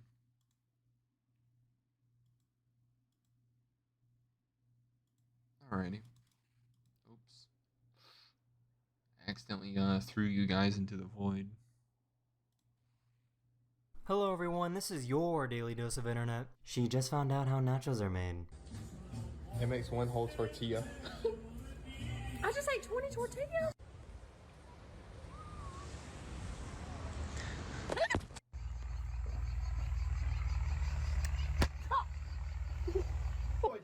Dude, what? I'm the one who said don't break it, don't break it, don't break it. So I planted it. Didn't even do anything, dude.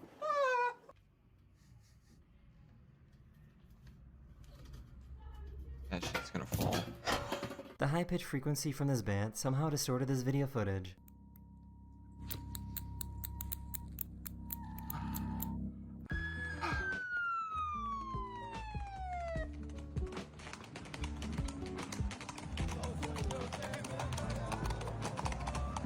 That's my favorite part right here. Sir,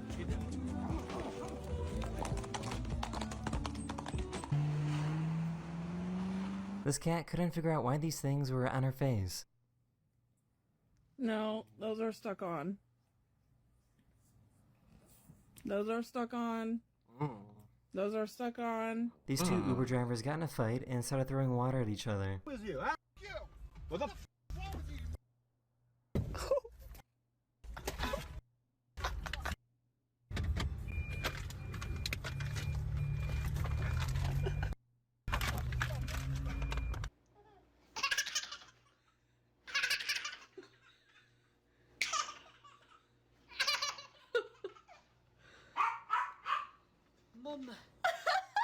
It was a hot day, so she invited this UPS driver to jump in their pool after delivering their package.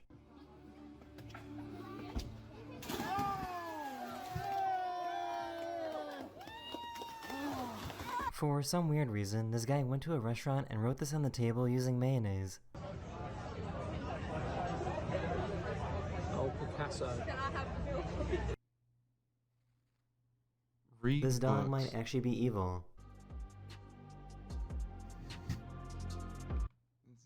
Freak ass dog, dude. What? So, what exact muscle group is this machine used for?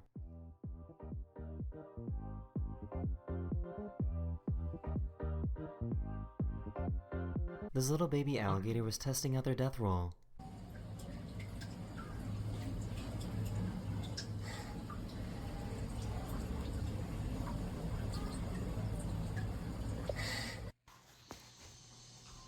Do you want some tortilla chips? Are you okay? So, I guess the police are disguising themselves as taxi drivers now.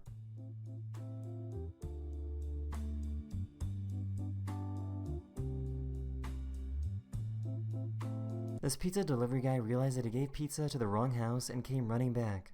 Hey, that's wrong stuff. I need that back. I need my pizza. Come on, please. Right address, wrong place. Imagine seeing this when you walk inside your hotel room in Las Vegas. This genuinely makes no sense at all. What kind of optical illusion is this? It's so far away. That doesn't make any sense. Hold on. Should I borrow this?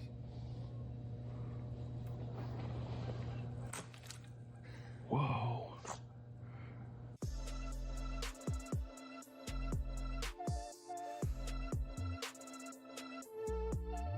He was trying to attack the random guy below him using a shadow.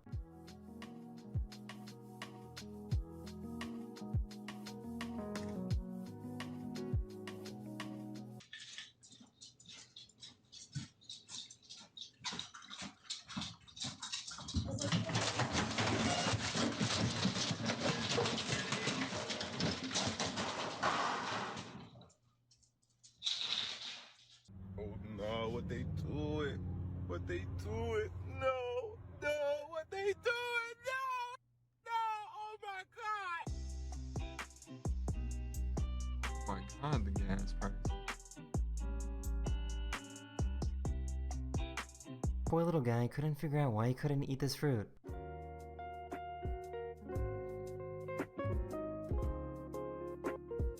This truck was so long that I guess it needed 2 drivers.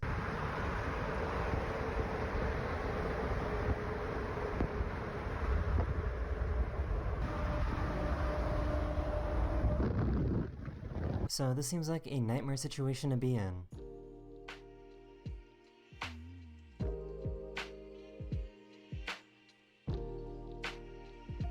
Dude, is that how the spawn zones look whenever I'm training zombies in Black Ops 2?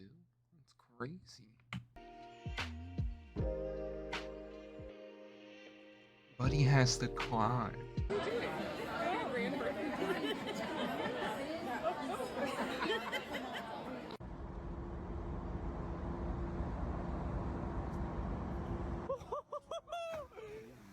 That was cool. Hey, I wonder what kind of vehicle that is.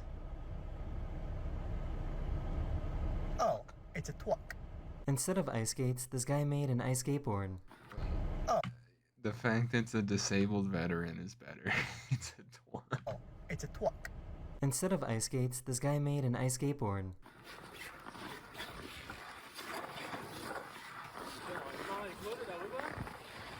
Yo, genuinely, people would fucking use the shit out of this.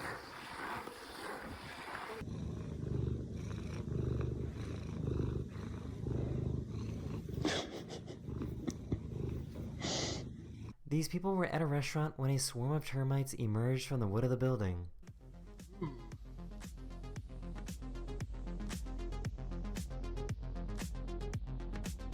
The weather on this side of the tunnel is completely different than the other side.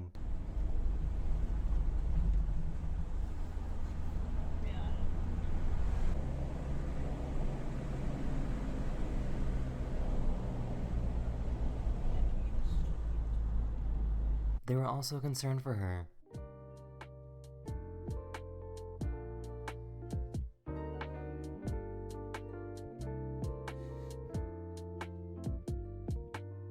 He tried to tease an alligator using his drone. They checked the security footage to find out why the doorbell rang, but nobody was there.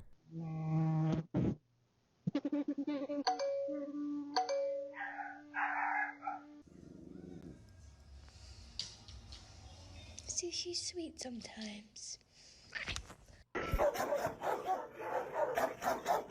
I'm ready for a Dawson? Hell no. She thought this was the perfect place to hit the gritty.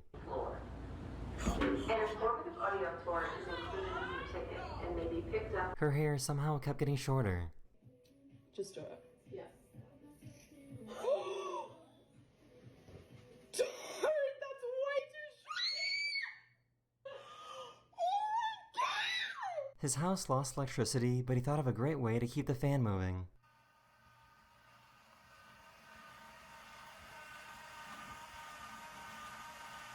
That thing will quit within like an hour or two.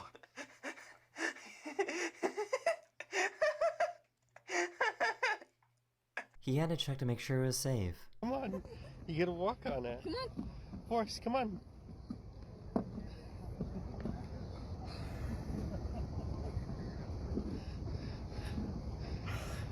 He thought it would be a good idea to shave after getting sunburned. Oh.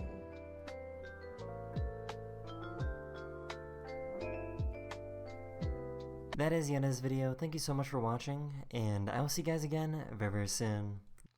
Okay, so you guys got me, right? You guys got me. That was from 3 days ago. Either way, I'm gonna have to end this one off here. But I think we actually did quite a good bit of content already. I mean, I basically reached my 3-hour quota, so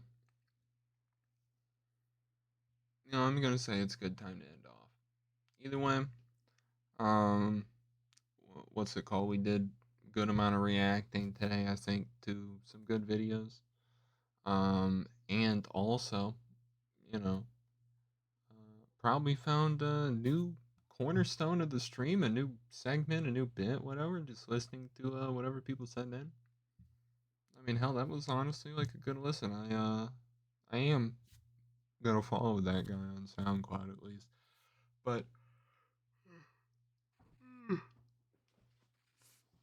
I'm gonna edit all of that, and should be done. Should be done by tomorrow. I may have to take the day off of streaming tomorrow, but probably not. I should be able to get everything done. I'll even wake up early for it. But either way, Still don't have a set in stone stream time, but basically just look towards the afternoon to evening also. But yeah, we'll be streaming tomorrow. I'll definitely do it. But either way, this has been a SmarshGallows stream. Like it if you like it, dislike it if you don't. And thank you everybody for watching live or on VOD.